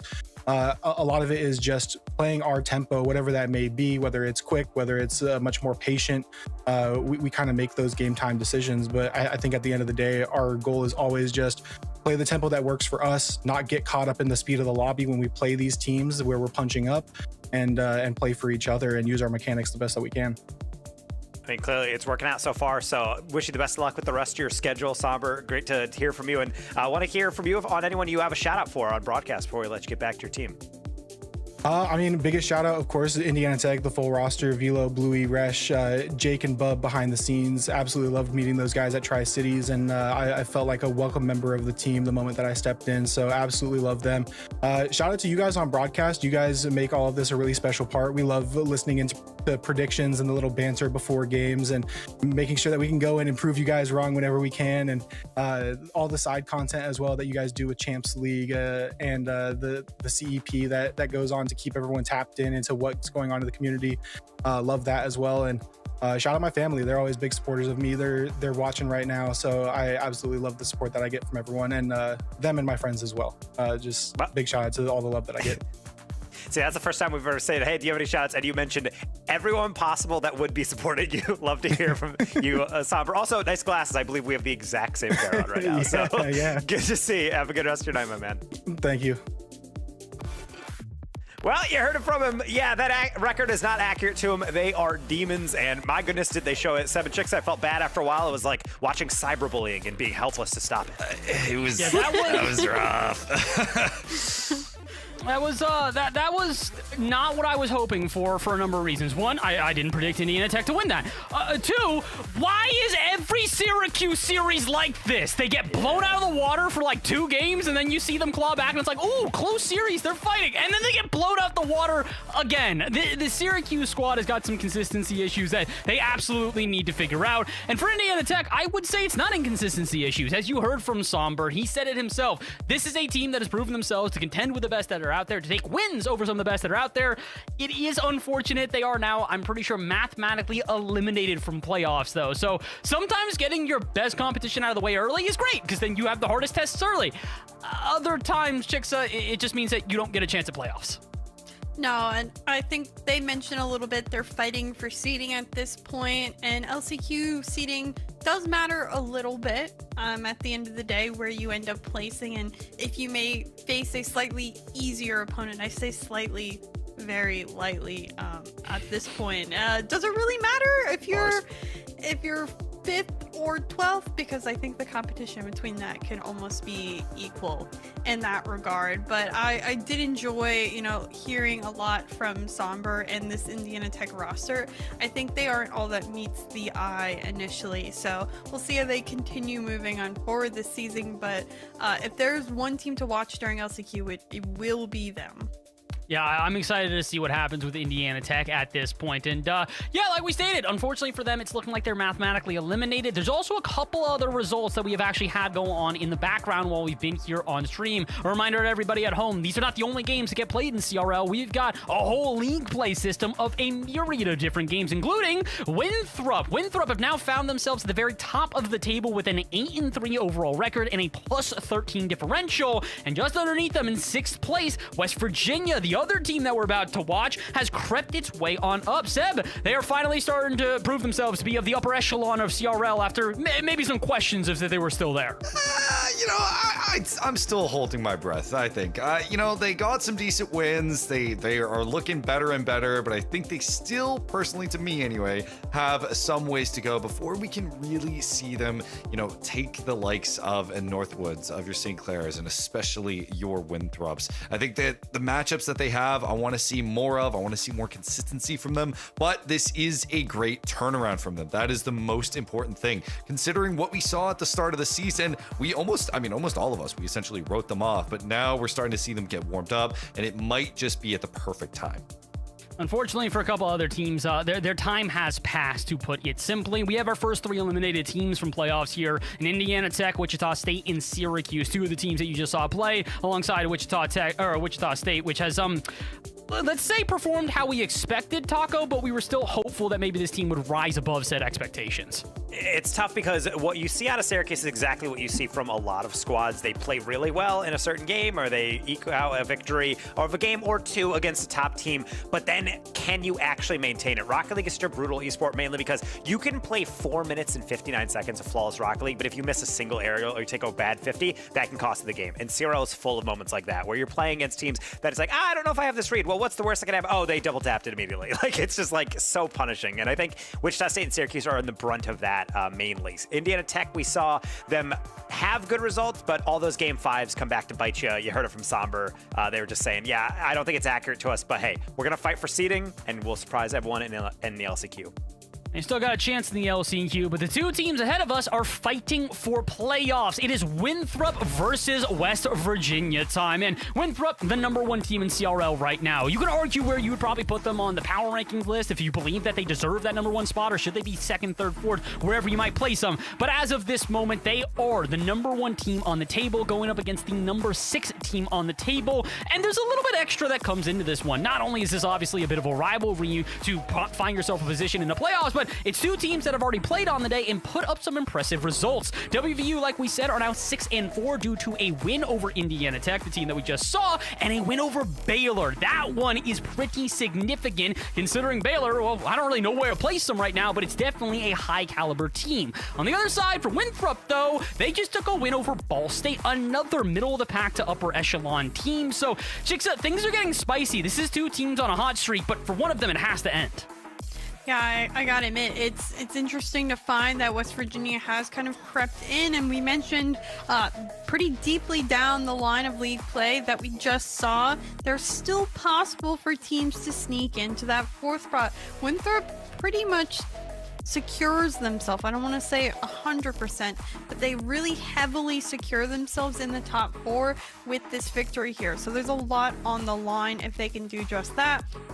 And West Virginia shakes things up a little bit more. We could see teams that have as many as 4 losses being in that top 4, which I don't think we've ever seen before. It's been weird trying to digest the way that the top of the table looks right now, and it's still weird trying to digest all of the players that are currently in front of it. Yes, chat, that is Garrett G. That is Garrett G. That's T-Crow. That's Percy. These are the guys that you think that they are, and they've been playing for a minute now at this point. This is not a new squad. These guys were here last semester as well. The question has always kind of been, though, how high can they climb? And I would state, Taco, this is the highest they have climbed so far. They finished 2nd overall in our last semester. It was an incredibly impressive result, but I think there's something different about this semester where it's no longer how far can they go. It's okay, you found yourself at the mountaintop. How much further can you even ascend? Is it possible to get further up the ladder? Idea you can, because they came in 2nd. That is not where any of them expected to be. They thought this would be a kind of easy walk in. Yeah, we're great. Percy's the best player in CRL. Garrett G's such a good IGL. T-Crow, obviously no slouch in his own RLCS or just competitive record. Even with the CRL, he's got a couple national championships. So looking through all that, yeah, it is kind of brutal to see. And then this semester, I mean, publicly, Garrett G was in my chat talking with Speed. They were like, hey, how's scrimming going? He's like, I'm not really scrimming that much. They lose their first series, or one of their first series gets Akron Gold, and immediately start saying, yeah, we need to start scrimming. We need to actually step it up. And I think you can see this season, they've got a couple losses. They're done with that nonsense. They got a win over Baylor off stream, and now they're looking to continue it. I don't blame them. There are no gimme series anymore. I mean, it does help when you have Percy on the roster here. Percy, I would say one of 2 candidates for MVP in our last semester. It was really between him and Arju, and depending on the person that you spoke to, depended on which way that you swayed in said argument here. This is an incredibly capable team. The problem becomes, though, is that they're going up against the WVU, who has been a kryptonite for many a capable teams before. Seb, do you think, though, that the kryptonite's going to win out here today? Winthrop, like we said, at the very top of the table. I need to hear from you, though. Do you think they remain there after this series? The one defense that I will give WVU in this is that CRL is full of a lot of weird matchups. You have 16 different teams full of a different amount of RLCS players. Some have made main events, some have made top 4, and you get a wide variety of playstyles. I don't fault WVU tremendously because you have to, play a bunch of these different teams. You are going to falter at some case, like Winthrop did. However, I think if there is one thing to say about this series is that this is an RLCS team versus an RLCS team through and through. And in that, if I have to compare both the RLCS teams, I'm taking the one with the currently better form Percy on it. I think this is a Winthrop that has continued to showcase why they are the best in CRL currently, and why WVU, despite the resurgent form, are still going to have a tough time against these top teams. It's difficult, especially when you look at the way that the two teams are playing and what their current involvement in the professional circuit is. And Gyro is not, hidden this. He's not really playing the professional circuit right now. This guy's just kind of having some fun with it, probably focusing on his studies as well, because it's been a common theme. We hear the players get in and they go, yeah, I can make CRL work and homework and all of my classes and all of the extracurriculars and all of that. And then like a semester and they go, boy, this school got hands. They know how to make me busy. And it is just the same thing over and over and over again. So, Seb, I'm going to throw it right back to you, though, my guy, because as much as you say that you have a belief in one team or another way, are you willing to predict them to win this series? I gotta go Winthrop for this one. Only because as much as I would like to go WVU, I swear there is no other team that has broken my heart more. I'm sorry, Gyro. I love you, but every single time I predict WVU to do well, I end up really hurting for it. So yes, it's gonna have to be Winthrop for this one. They look better, they're playing a bit more consistently, and I have to believe that while WVU is ready for the top, I don't think they're quite at Winthrop's level yet. Daco, you agree with that? In our weekly counseling with Gyro, I've said I need to trust you more because I've been hurt too many times by you guys, because I agree with Seb. Like, WVU is a team that you're like, on paper, this is so elite, but then you watch them play and you're like, why are you 4-4? Luckily today, they are now elevated beyond that and are challenging for that top 4. But for right now, Winthrop just got to 3 over Baylor. They're looking elite. I was texting a little bit with T. Corral, and he was saying, yeah, we're super psyched. This is a big series. We're looking to pop off for you guys. So I have belief that they'll do that today to close out the broadcast. So that's 2 out of the 2 so far. Are we making it 3 for 3? I am making it 3 for 3. I do think Winthrop is been doing. don't put me in that situation. But I really do enjoy watching Winthrop play. I do think they have stumbled, of course, like we mentioned against Akron Gold, and they have more or less, but this season has been unlike any other we've seen before, and they have been doing the best, I think. Speaking of currently, WVU wins over Indiana Tech, Ball State, very good, but I don't know if it's good enough for Winthrop.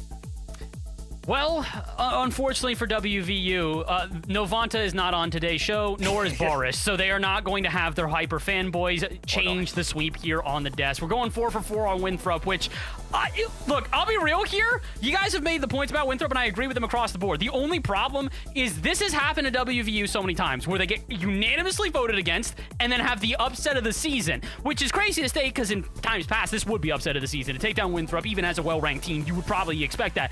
It couldn't even scratch the surface of the greatest upsets we have seen this season at this point. So it would just be another result at this point, but I still do believe it is Winthrop who are going to come out on top. Again, the WVU form that we've seen recently is good, but I still don't know if it's great. I think there's a level here that Winthrop have finally unlocked. And like we said, how far can you climb up the ladder? How much further can you ascend? This may not be their peak at this point, but they have ascended further than many another team in the CRL space right now. I've got faith in them to take this one home, and I have to imagine that WVU is probably recognizing themselves as underdogs even coming into this series. But it is our final series of the day. We've got one last battle here. West Virginia versus Winthrop. Both teams hunting for playoffs, and both teams need this win.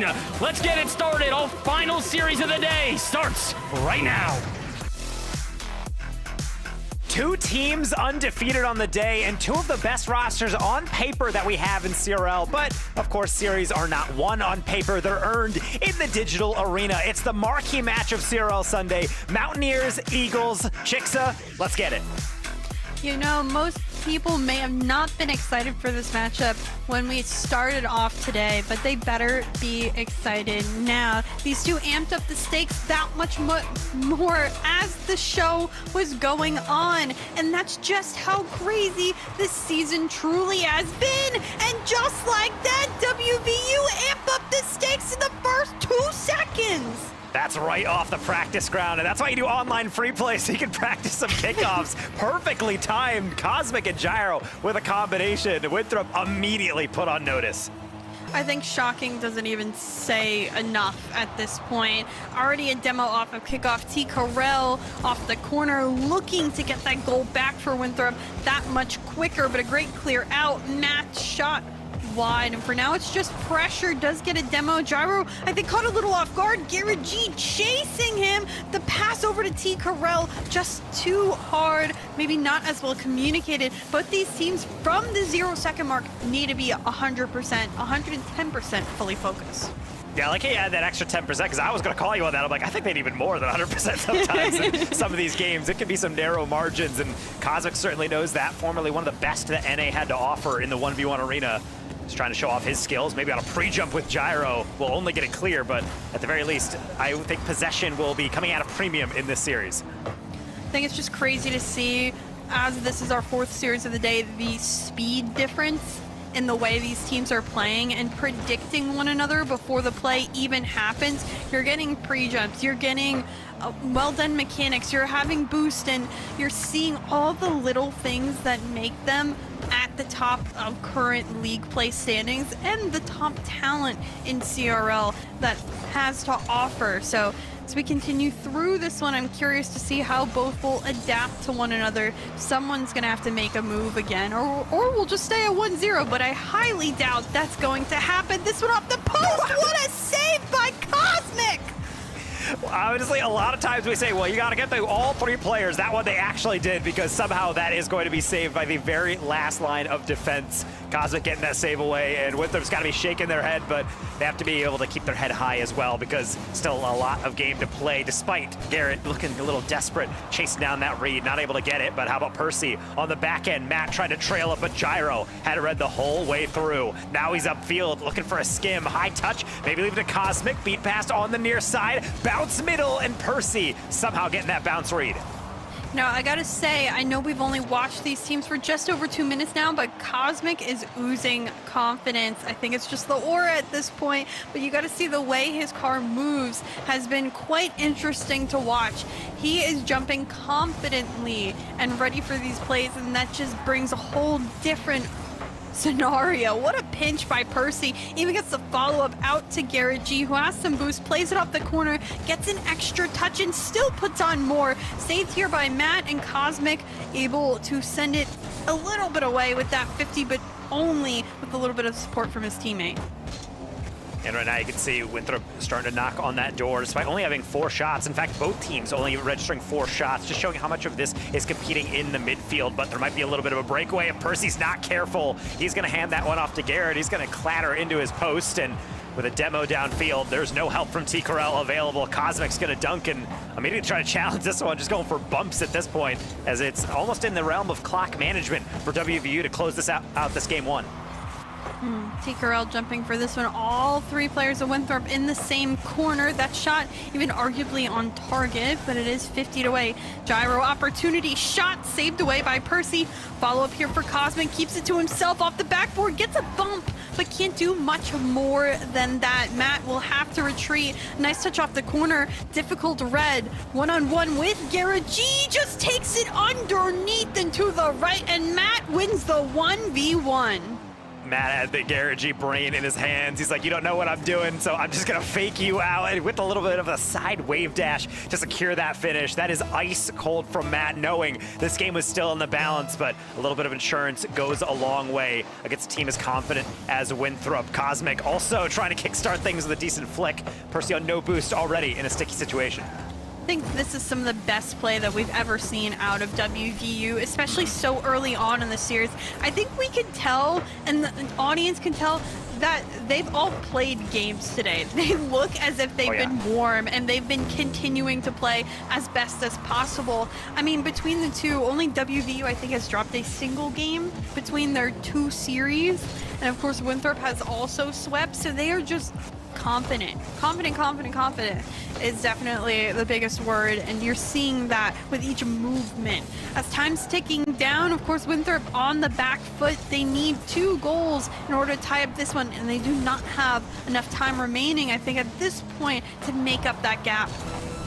Yeah, you need 2 goals, but you also need 3 players on the field to effectively rotate around. And right now, it seems like there's just a demolition derby. I think it's 3 in just the past about 15 seconds, as Matt was even going to the goal trying to get T. Corral. He will not be successful. Winthrop, they can barely fight for this game because right now they're just fighting for their lives. This attack is still going. Cosmic is still aggressing as this clock ticks on down. I think it's a little too late for Winthrop to claw back in game number 1. West Virginia, what a show to kick us off on the final series of the day. Yeah, just an impressive performance from the get-go off kickoff, and they held that momentum. I mentioned a lot about Cosmic's movements, the way he's just affecting the field. He's being confident up until the last second, where he's still challenging when they have that buffer goal, limiting opportunities for Winthrop. Just a total of 4 shots for them, which I'm sure is much lower than their average across this season. 10 for West Virginia, though. They had that pressure upfield. It showed across the entire team as they were able to affect that. Well done by WVU.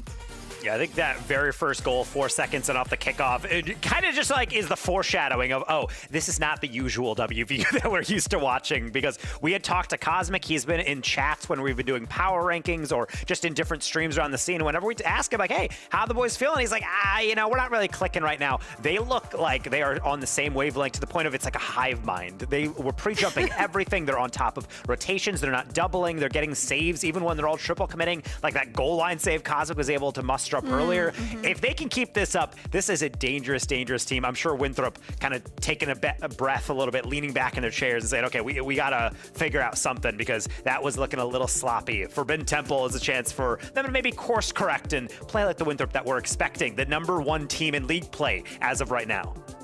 Yeah, I said there may be a team in the top 4 that has 4 losses, which we've never seen before, and they are proving a point where they may be that team with 4 losses that ends up sneaking on through if they finish out their season.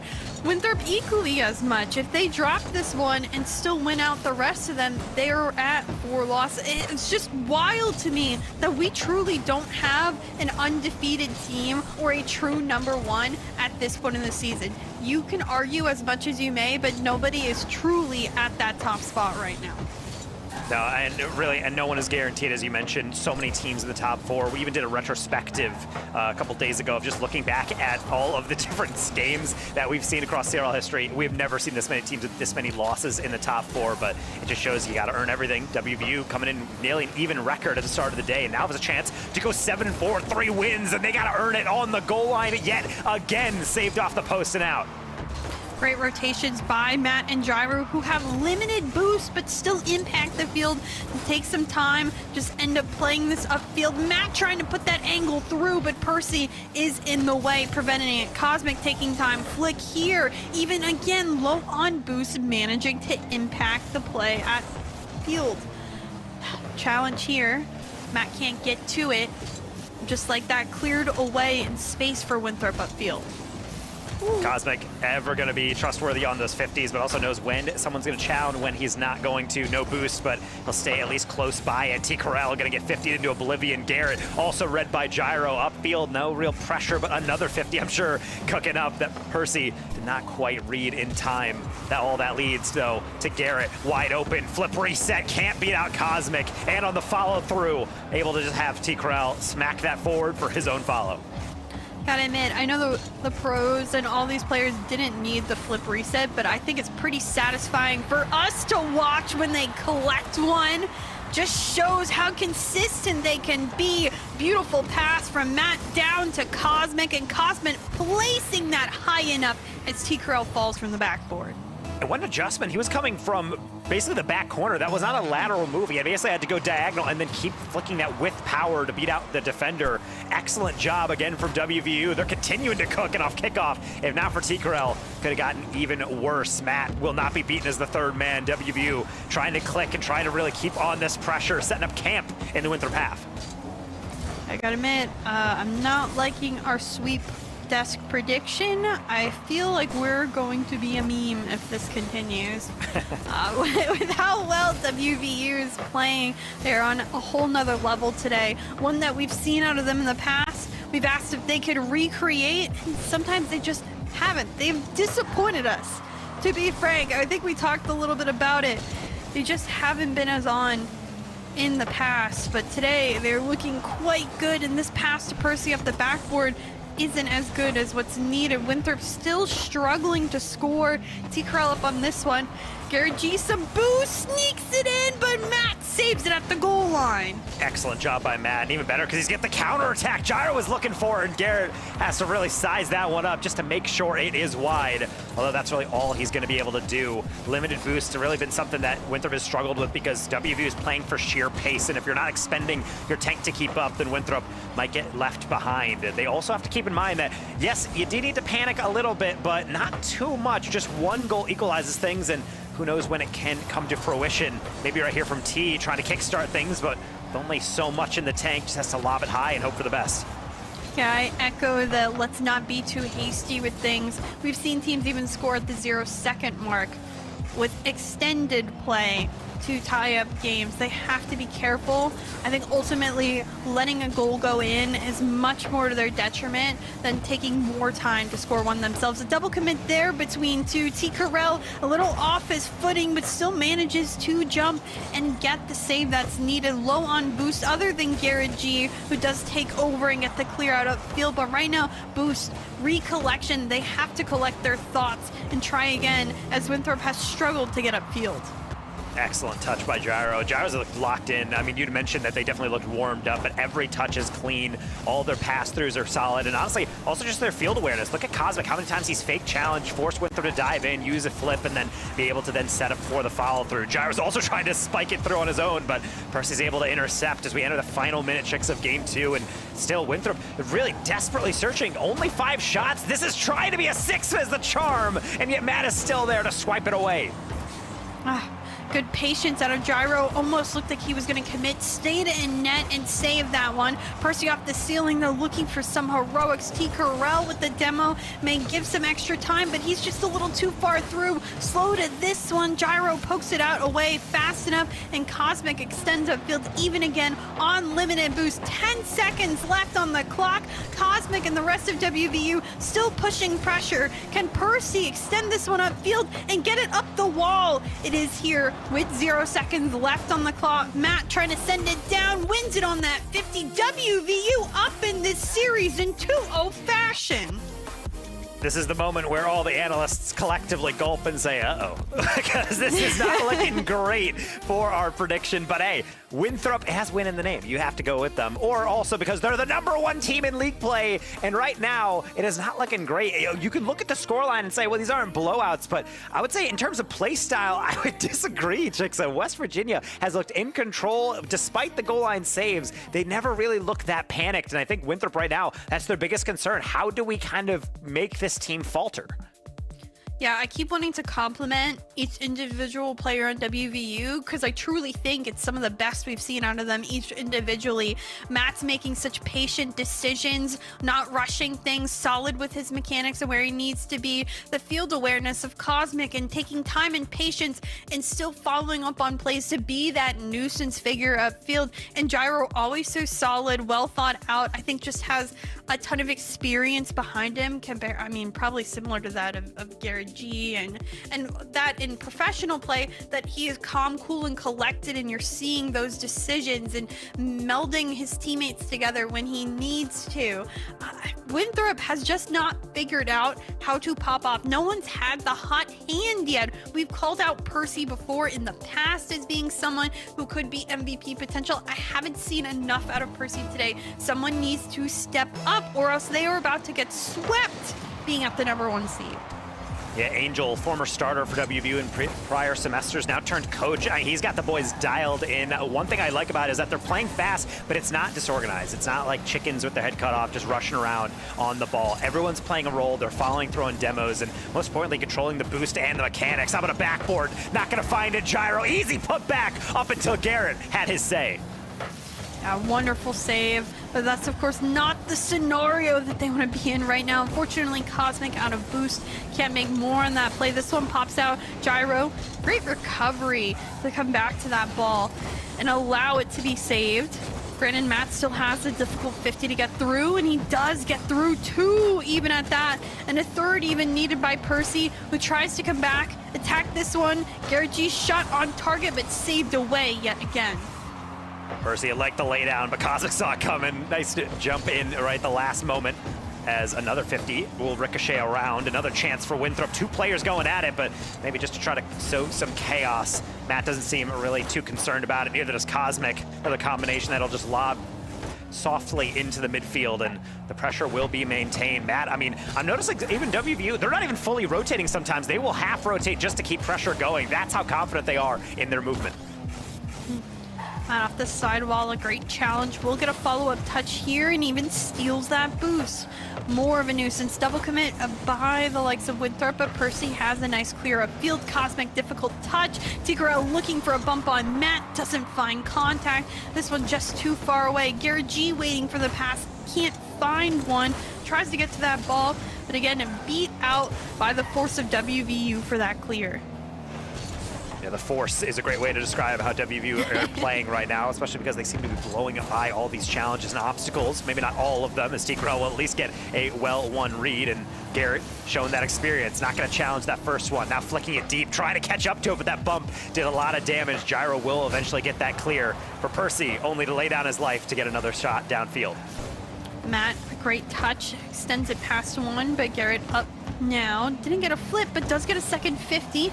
Cosmic last back, 0 boost, only manages 150. This one dangerous across, but a nice clear yet again by Matt, who goes for that 50.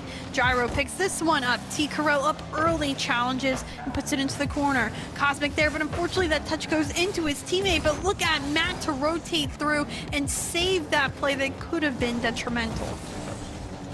Percy, high lob, maybe a pass down. He's gonna go for a triple tap with a reset. Somehow, Cosmic saves it into his own bar. Tikarel can't read it, and honestly, I don't blame him, and nobody can, as WVU keeps the goal line cleared through miracle saves.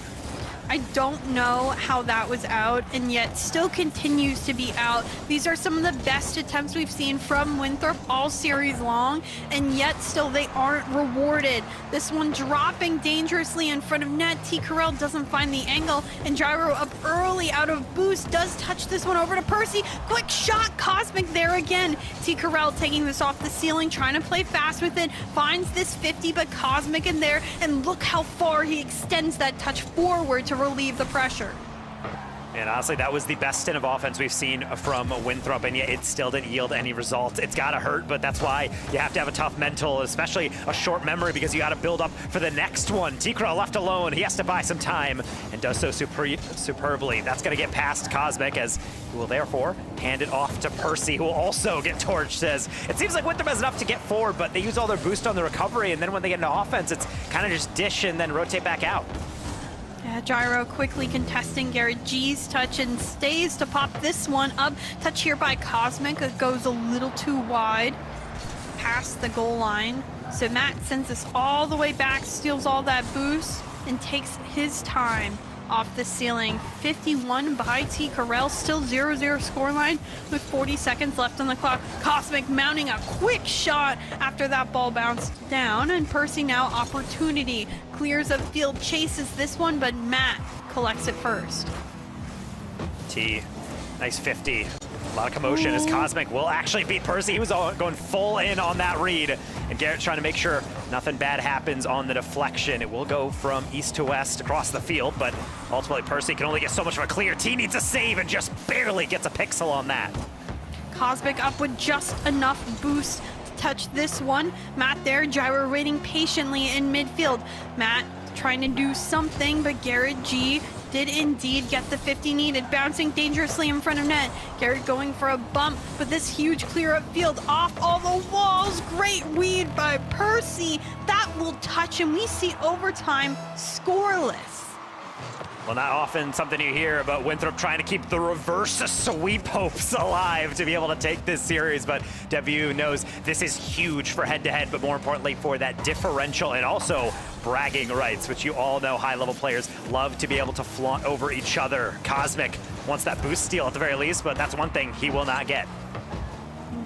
Gyro, Matt, both trying off the corner. Can't do much than that, as Carell's out of boost. Garrett G, though, has boost to work with, but gets bumped away. Gyro now, off the corner. Again contested. A great touch by Percy, who comes out of vision. Percy trying to get the flick past Cosmic and doesn't get enough contact. Matt, quick shot saved away. Just like that, we continue overtime.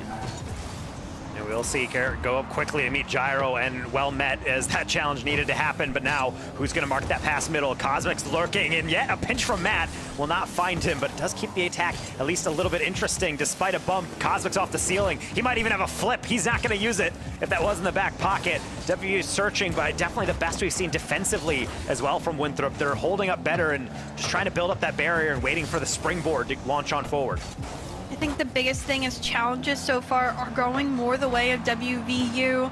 So if one time the car's in position correctly for the likes of Winthrop, WV wins that challenge, that could be the end-all, be-all. Gyro past one, bumped away though. Percy just gets past far enough, and Garrett unfortunately didn't get the pinch that he wanted, but does get a little bit of a doink upfield. Matt has full time, full boost, will start the air dribble up, get past one, but Percy to put it into the corner, and that stops that attack again. Garrett trying to hold on to his momentum because that's really all he had. No more boost, which means Percy and T. Corral got to clean up from here. T turns around, no challenge, a lot of commotion in front of him, but he'll save it for this touch, which Percy will have to hand off to Garrett instead. 2 minutes into OT, and really no one closer to being able to actually crown a winner here. Trying to avoid another sweep. I know Winthrop is desperately trying to, but W not making it easy as Gyro fakes past one, but no pass middle available. Yeah, I gotta say, if any team's gonna lose at this point, game differential is going to matter. The top four right now, I think between 2 games, and that differential is very tight. And with how much teams keep losing, winning, back and forth, upsetting, they need every game when it matters. So for now, WVU winning in a sweep, certainly gonna propel them forward. Winthrop, gonna hurt real bad. They're not able to even take a game in this series. But we continue on in overtime as both these teams are trying to find an opening, a single mistake to happen, and yet neither team has really occurred a big enough mistake to matter. Well, you can hear the comms in action almost just from how players are leaving the ball, kind of like Percy. Let's say, how about dishes it down, gets a reset off the ceiling and a double, but no one actually wants to bite on that one. Garrett will turn out and allow T to move on forward. Minimal damage, but can't say the same about this pass to Gyro. Double tap from the board, Percy! How do you pull that off?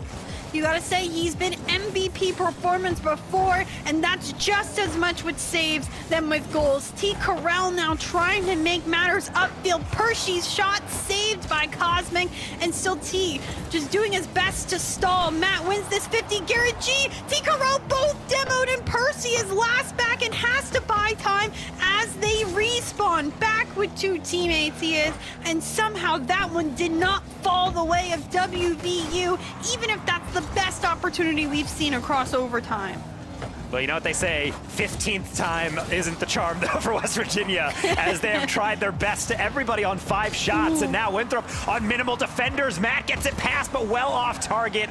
Garrett G is just going to try to throw it as far as possible to the far side, and Percy will gladly take another clear. You have to think outside the box at this point, Chicksa. Really, all the conventional strategies aren't working. It's going to have to take a bit of magic, or even worse, a tragic mistake.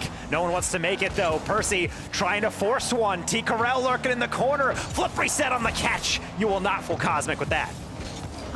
A commit by Garrett as well. Percy luckily comes through just as fast behind, keeps this one close. He manages to find the 50, and this one rolls sidewall. T. Corral off the ceiling, gets the extra flip because of it. Doesn't find contact though on this one.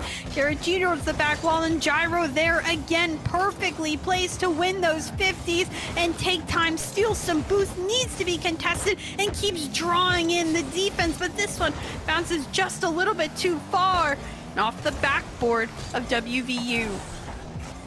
Percy, I like that lead. Problem is someone's got to touch it, and that's a lot of misses in a row. Cosmic uncontested, tries to slow it down, and definitely is going to want that one back. That's a golden opportunity as we played an extra game of Rocket League here. Second time this actually happened on stream with 2 5+ minute OTs, and again, it just keeps on winding around and around, but you can tell things are getting more chaotic. The reads are getting more desperate. Percy, last minute adjustment to get that one away, and T. Corral is going to get a free catch, but not much else. This is where the endurance kicks in.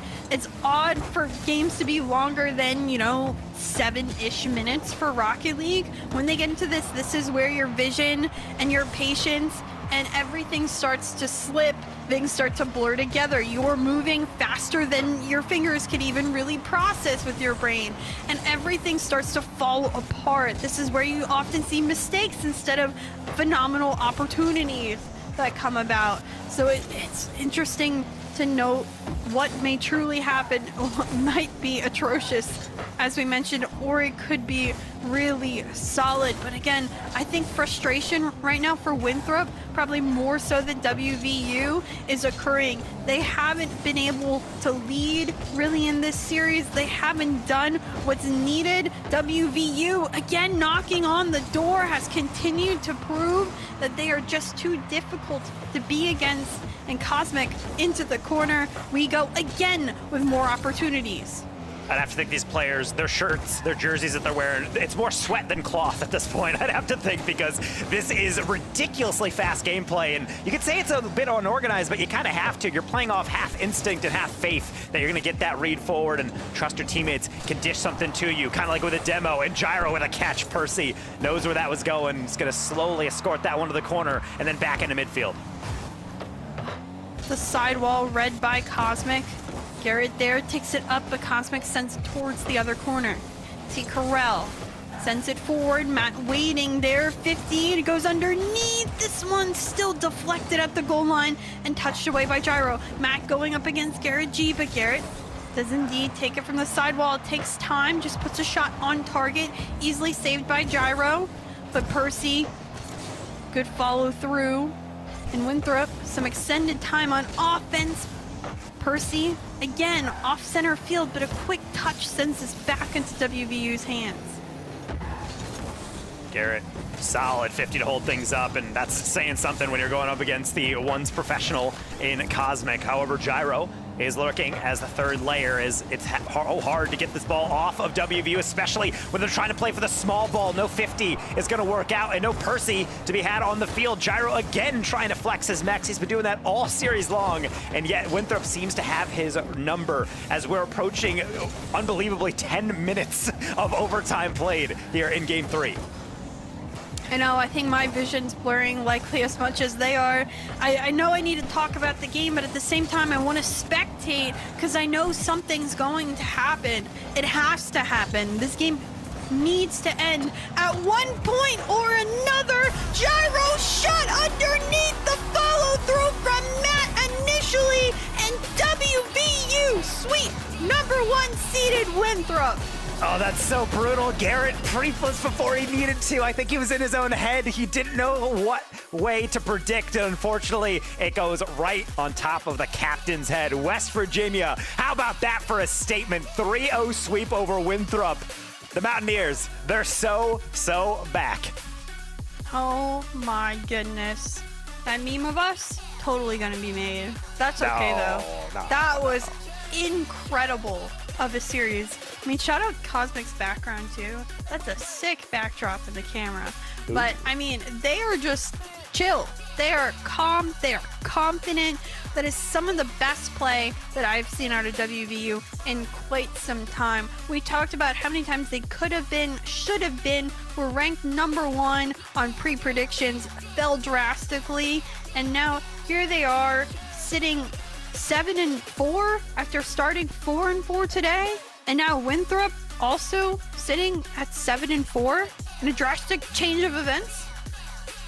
I mean, I would say it's pretty drastic. Being able to get 3 wins on the day is huge, especially because we know how drastic that is. Like in other league play formats, you say, like, yeah, getting 1 or 2 wins, that's pretty good. But like, we are seeing teams jump up so many segments on the leaderboard simply just because everyone is that close. I mean, the difference between 1st and 4th is infinitesimally small. So getting 3 wins in 1 day immediately propels you up. And it's kind of like first place is like hot potato. You get it for like 1 week and then you lose 1 series and suddenly you're like, wait, we're 3rd? Like, how did that happen? So poor Winthrop, they had it for, I don't know, about 20 minutes after that one win. They just recorded over Baylor, and then they're right back down. So West Virginia definitely looking lethal. And I would say, much like Indiana Tech, you have to look at both halves of the season. It's one thing to start off cold. If they can play like this the rest of the season, I don't know, man. Like, good luck to anyone else in their path.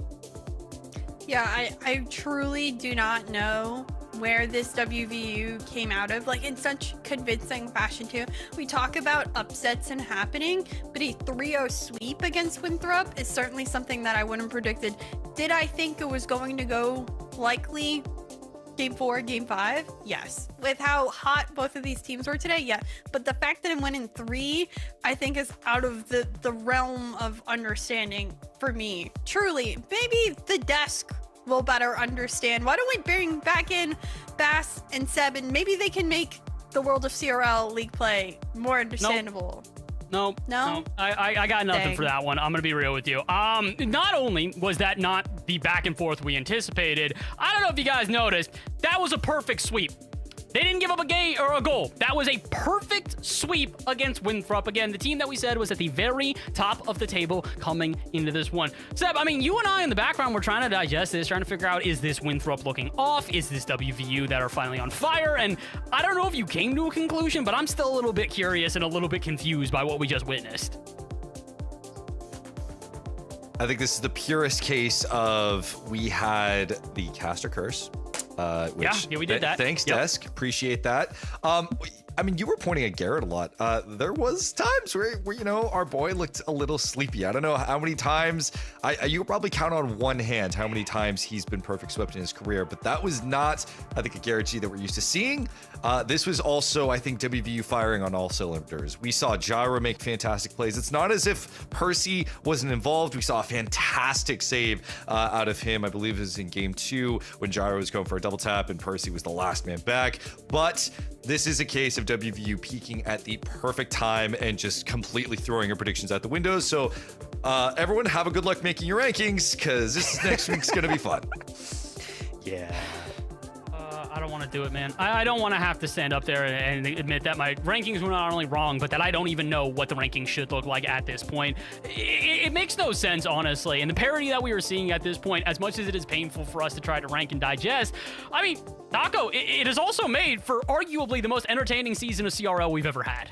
Yeah, we say this every season, like, oh, yeah, CRL's so fun, but, like, we kind of had to swallow the fact it's, like, it's not really, like, all the teams are truly in competition. Every team in this league is capable of beating any other team, and honestly, you're asking players, like, honestly, even in the top 20. I mean, you say Ball State, they were saying earlier in the interview, Oath was like, yeah, I mean, we played really well in NACE, and they beat Winthrop, they were able to beat, like, St. Clair, but then they lost to Bruton Parker, which is a team that's in the LCQ race right now, so any team can beat anyone. I do like to see that, but it also just shows that you never really can predict it. Bass, we both submitted PRs, and we also asked other players in the league. We had Too Fast, Sierra Legend get some rankings. We all kind of collectively said, I don't know about WVU. And then Barist on St. Clair Gold was like, nah, they're 4th in the nation, in my opinion. What does he know? What leaks did he get? Because that was the WVU he was predicting as 4th in the nation. Unreal performance. I fed him my ranking.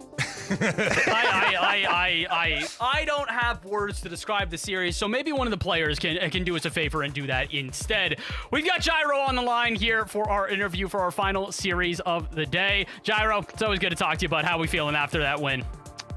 Feeling great. I mean, we had a triple header today, and We saw? Yeah, won all of them, lost one game today, so feeling pretty good. I'm just now realizing how dominant that is. Not only, yeah, you guys went 9-1 in games. Did you realize that you guys just perfect swept Winthrop? You didn't give up a goal against them. Yeah, no, after the match, Matt was like, wait, did we score? Like, did we concede a goal? I was like, no, I think we actually perfect swept. I was like, oh, yeah, we perfect swept Winthrop. Like, that's crazy. That was good. Yeah, it's looking good might be an understatement at this point, my guy. You have been just continually accelerating up since the beginning of the semester, but the last time we actually spoke to you guys as a team, you said it was a little shaky. There were some things you wanted to iron out. There were some improvements you wanted to make. How are you feeling now in comparison? Because I don't want to say it's cruise control quite yet, but it does kind of feel like you guys have found your form and it's just kind of, going business as usual from here on out. Yeah, I mean, we've had a lot of talks together as a team because it was not working. We tried like 3 different play styles and shifting things, and I don't know, we had a talk maybe like a week and a half ago, and I think since then, like, everything's been clicking, and we know like how we want to play, everything works, and not giving anything away, but you know, I think hopefully we've figured it out, and we're gonna keep going strong.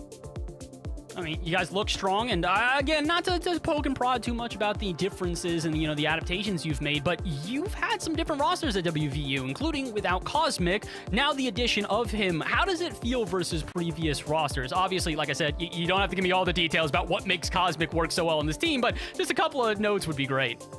You know, Cosmic, just individually, like, amazing player, smart player. I mean, got a great ones background, so he really knows how to like control the ball and keep pressure, stuff like that. I mean, honestly, just like, I think we have like 3 of like the best players in CRL, so I'm just happy with the team that we have, and I'm glad that we can show it now. I'm not going to disagree, man. We've been hyping you guys up as individuals. We've been hyping you up as a team. I'm glad to see the results starting to come together, and it's a bit different than usual because normally when we talk, you're competing in CRL and RLCS. You announced that you're taking some time off of RLCS, focusing a little bit more on CRL. What's it been like in comparison to have CRL being, quote-unquote, your like primary league right now that you're focusing on the most? I mean, I'm still playing RLCS, but it's more like for content and stuff. Yeah. I guess the only difference is now I don't really have to switch play styles between teams. It's a little bit easier for me to just focus on collegiate and just do whatever I want in the content runs. And I mean, it's been better. I've had a lot more time with school, like taking a lot of time and everything. So it's pretty happy. It's a nice change of pace for me, really. Well, I'm glad to see the change of pace is working out, my guy. Like we said, you guys are annihilating the rest of the competition at this point. You propelled yourself into a position where it's becoming more and more realistic that you're not only making it into the playoffs, but you have a pretty good position when you get there. Jairo, I'm going to let you go, but any shout-outs you want to give before you head off for the night? You know, shout out to the team, Coach Angel. You know, he's been helping us out a lot in comms, in like mental, everything like that. Great guy, great coach. And shout out Josh, our director. And shout out WVU and everyone that supports us. Thank you, guys. Jairo, it's always a pleasure, man. Much love. Appreciate you. Thank you so much for coming on. Thank you. All right, that was Jairo, and the shirt is pretty accurate today. All roads go through us. WVU with a gauntlet that they had to fight against today, Taco, but they passed with flying colors. Banger merch. Drop the link, WVU Esports. I would love, I would Drop love the to link. support. Huge fan of that play style, but also just a huge fan of the confidence that Jairo's admittedly and really, I would say, vulnerable in that moment of saying, yeah, we were trying stuff and it just straight up wasn't working. It wasn't that necessarily we were getting outplayed, but like, we know we're that good. And honestly, all of us do. That's been the WVU story this whole time. Like, wow, that's a rank X roster. That's not too good of a season. Oh, that's a rank X roster. That's not too good of a semester. And the way they're playing right now, it's like, I'm crossing my fingers, cross my toes, crossing whatever to try to hope that they can keep that going, because a major university buying into these players, putting all that support into them, and now they're playing like they want to and deserve that top of the table. It's still in their grasp. Like, we've seen the simulations, like they could keep this going. I think at this point, I'm not going to say this definitively, but because of the fact that they not only had the 9-1 differential on the day, but they won 3 matches, they go from 4-4 to now 7-3. Coming into this day, we had teams that were 7-3 within our top 4. So there's some questions where they sit at the end of the day on the table, what they're going to look like overall. But I mean, Chicksa, at this point, there has to be a conversation. It's looking like WVU is making it into the playoffs, and we got to say goodbye to one of the top 4 teams that we almost surefire thought was going to be there. Yeah, I think there's a lot of conversations of who really gained some momentum today and who lost. I mean, I'm also questioning Baylor, who's sitting at 5-4 right now. Clearly, they have fallen significantly out of even remotely near that top 4 spot. Winthrop, of course, is still going to be there. Fisher cemented themselves a little bit higher and managed to get a nice victory today. Yet someone has to leave, and I don't think it will truly be decided until the final games. Like, the final games will decide that top. And it's going to come down not even to series score, but likely goal differential, or not goal, God. game differential at the end of the day.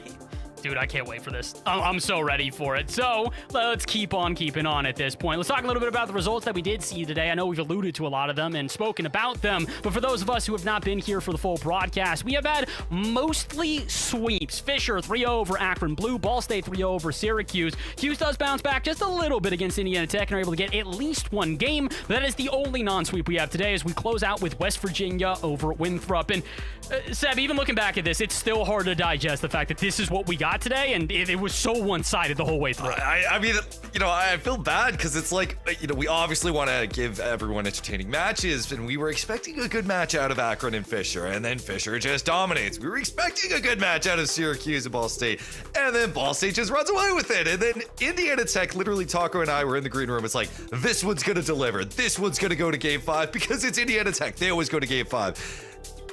And it was one of the most dominant matches we've seen in the entire league play. So, West Virginia, they walk away with the 3-0 to wrap things up. And now we're just left with only questions. Because, of course, CRL, never consistent. Put that as a hashtag. And I have no idea what we're going to go from here. Well, let's also, yes, this looks like a lot of 3s and a lot of 0s, but let's not forget how many overtimes we had today that went very long. There was a really good one in Ball State and Syracuse, the one we just had. This does not meet the eye. Like, this is very deceiving with how today actually went. Fisher, are they dominant? Yes. Are they truly that? Maybe not. Is Indiana Tech dominant? Yes. But it doesn't look like that, but they really are. There's a lot of questions here. Truly a lot of questions, and this is very deceiving, as are the rest of our results. Yeah, but here's the thing. Does that get offset, like having these really intense, super awesome overtimes by the fact that Indiana Tech won their final match 8-1? Because I kind of feel like it offsets it, of where like all of a sudden, all of the close matches kind of, You can turn blame into the less ping, of a bro. close Just match. blame the ping. It's fine, okay? We're allowed to blame the ping. All right, Concord. All right. You're the one that makes that argument. Okay, whatever. Overall for the season right now, as we do have an updated table. This is, again, a weird one to look at overall. Maryville have now launched themselves into the #1 position in the league at +12 at 7-2. I believe that can still change, especially for St. Clair and Maryville, who both, I believe, have games today. They have not been reported yet, but I believe they are playing either off-stream today or sometime this week. But again, the table looks, I'm going to say, similar to what we saw at the beginning of the day here, Taco, but at the same time, it's a completely new ballgame.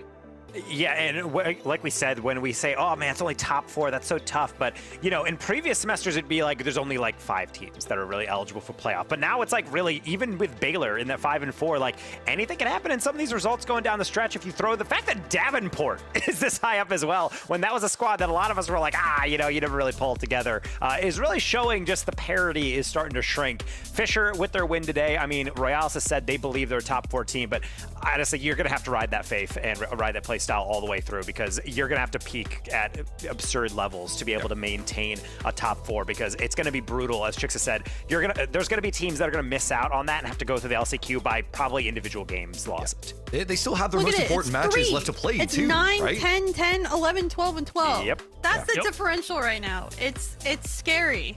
It's actually really scary that it's that close. This LCQ is going to go crazy.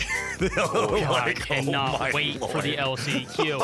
Before we talk about the LCQ, though, because obviously that's coming up, we've got other things coming up here in the CRL-verse, if you will. We do also want to mention real quickly that we've got 2v2s upcoming soon enough. If you guys are at a school and would like to participate in this, guess what? You can. Registration closes on April 17th, so you do have some time to sign up, but we've seen many universities before say that they're going to sign up and then realize that they didn't, and last minute they are no longer qualified. So sign up today. Get in before that April 17th deadline so that you compete on April 23rd at 7 p.m. Eastern. We're all big fans of 2v2 here. We love to see that there are other events that are in the space of CRL that are not directly connected to it. We'd love to have more of these. We'd love to have you involved in this event. Please, if you are a student that would like to compete, sign up today. Head on over to start.gg/CRL Spring 26 Open 2v2-1. There's dashes in between there, but you can read it on your screen. I promise you'll find your way over there. But that's all that we've really got for today. That is the end of our CRL broadcast. And guys, I can't believe we're getting out of here before like 11 Eastern. Like, this might be the first time, I don't know if ever, we've done this. I mean, either way, I think at the end of the day, when it comes to our schedule and however the matches went, yes, they're all over the place, as is expected. Everyone, have fun with your power rankings. This is going to be a crazy week. We still have about 45 matches left to play, so there's still plenty of time for all of these teams to shift around. But like we've been mentioning throughout the course of the whole night, the top 8 teams can fight for playoffs. It is not a set season. There's still so many probabilities that we have left. The craziest part, we got a week for that. This is the last week of gameplay at this point. We got to get these matches in before the semester concludes. So that means all 45 of those games are coming very quickly at this point. So again, we recommend this all the time. Please do pay attention to the universities that are also streaming these matches as well. Obviously, we cover as much as we can here on the official broadcast, but there will be side matches that are played that still count towards league play that are still just as entertaining. And a massive shout out to also the students that cast those as well. They have their own commentary teams at these universities, and it's really cool to see. Before we wrap up the day, we heard some final thoughts there from Seb. Taco, anything else you want to talk about before we head on out?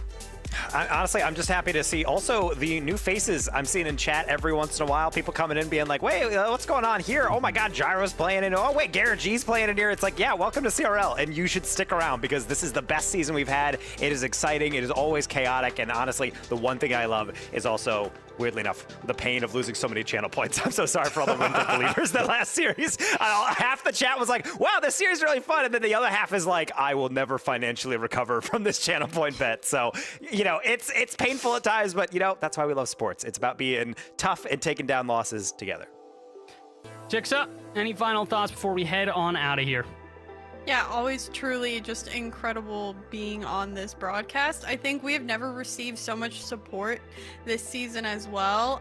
And the amount of families and family support that's watching and has absolutely no clue what they're watching, but they're out here supporting like the entire, you know, their friends, their children. Like, it has been truly incredible to watch how much this season has evolved, not only in the gameplay in the field, but the support we've received and the amount of different broadcasts going on, the school buy-in as teams continue to grow and flourish in their collegiate environment. It's truly multi-sided when it comes down to things. So very appreciative to be on here, and I cannot wait to see how the end of this league play goes, because I really have no idea who's going to be our top 4.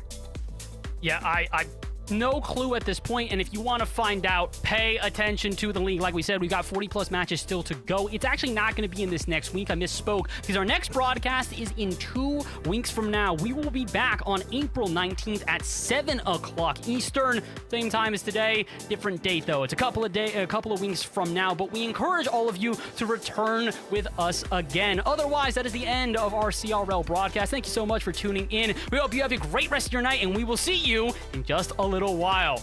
Bye-bye.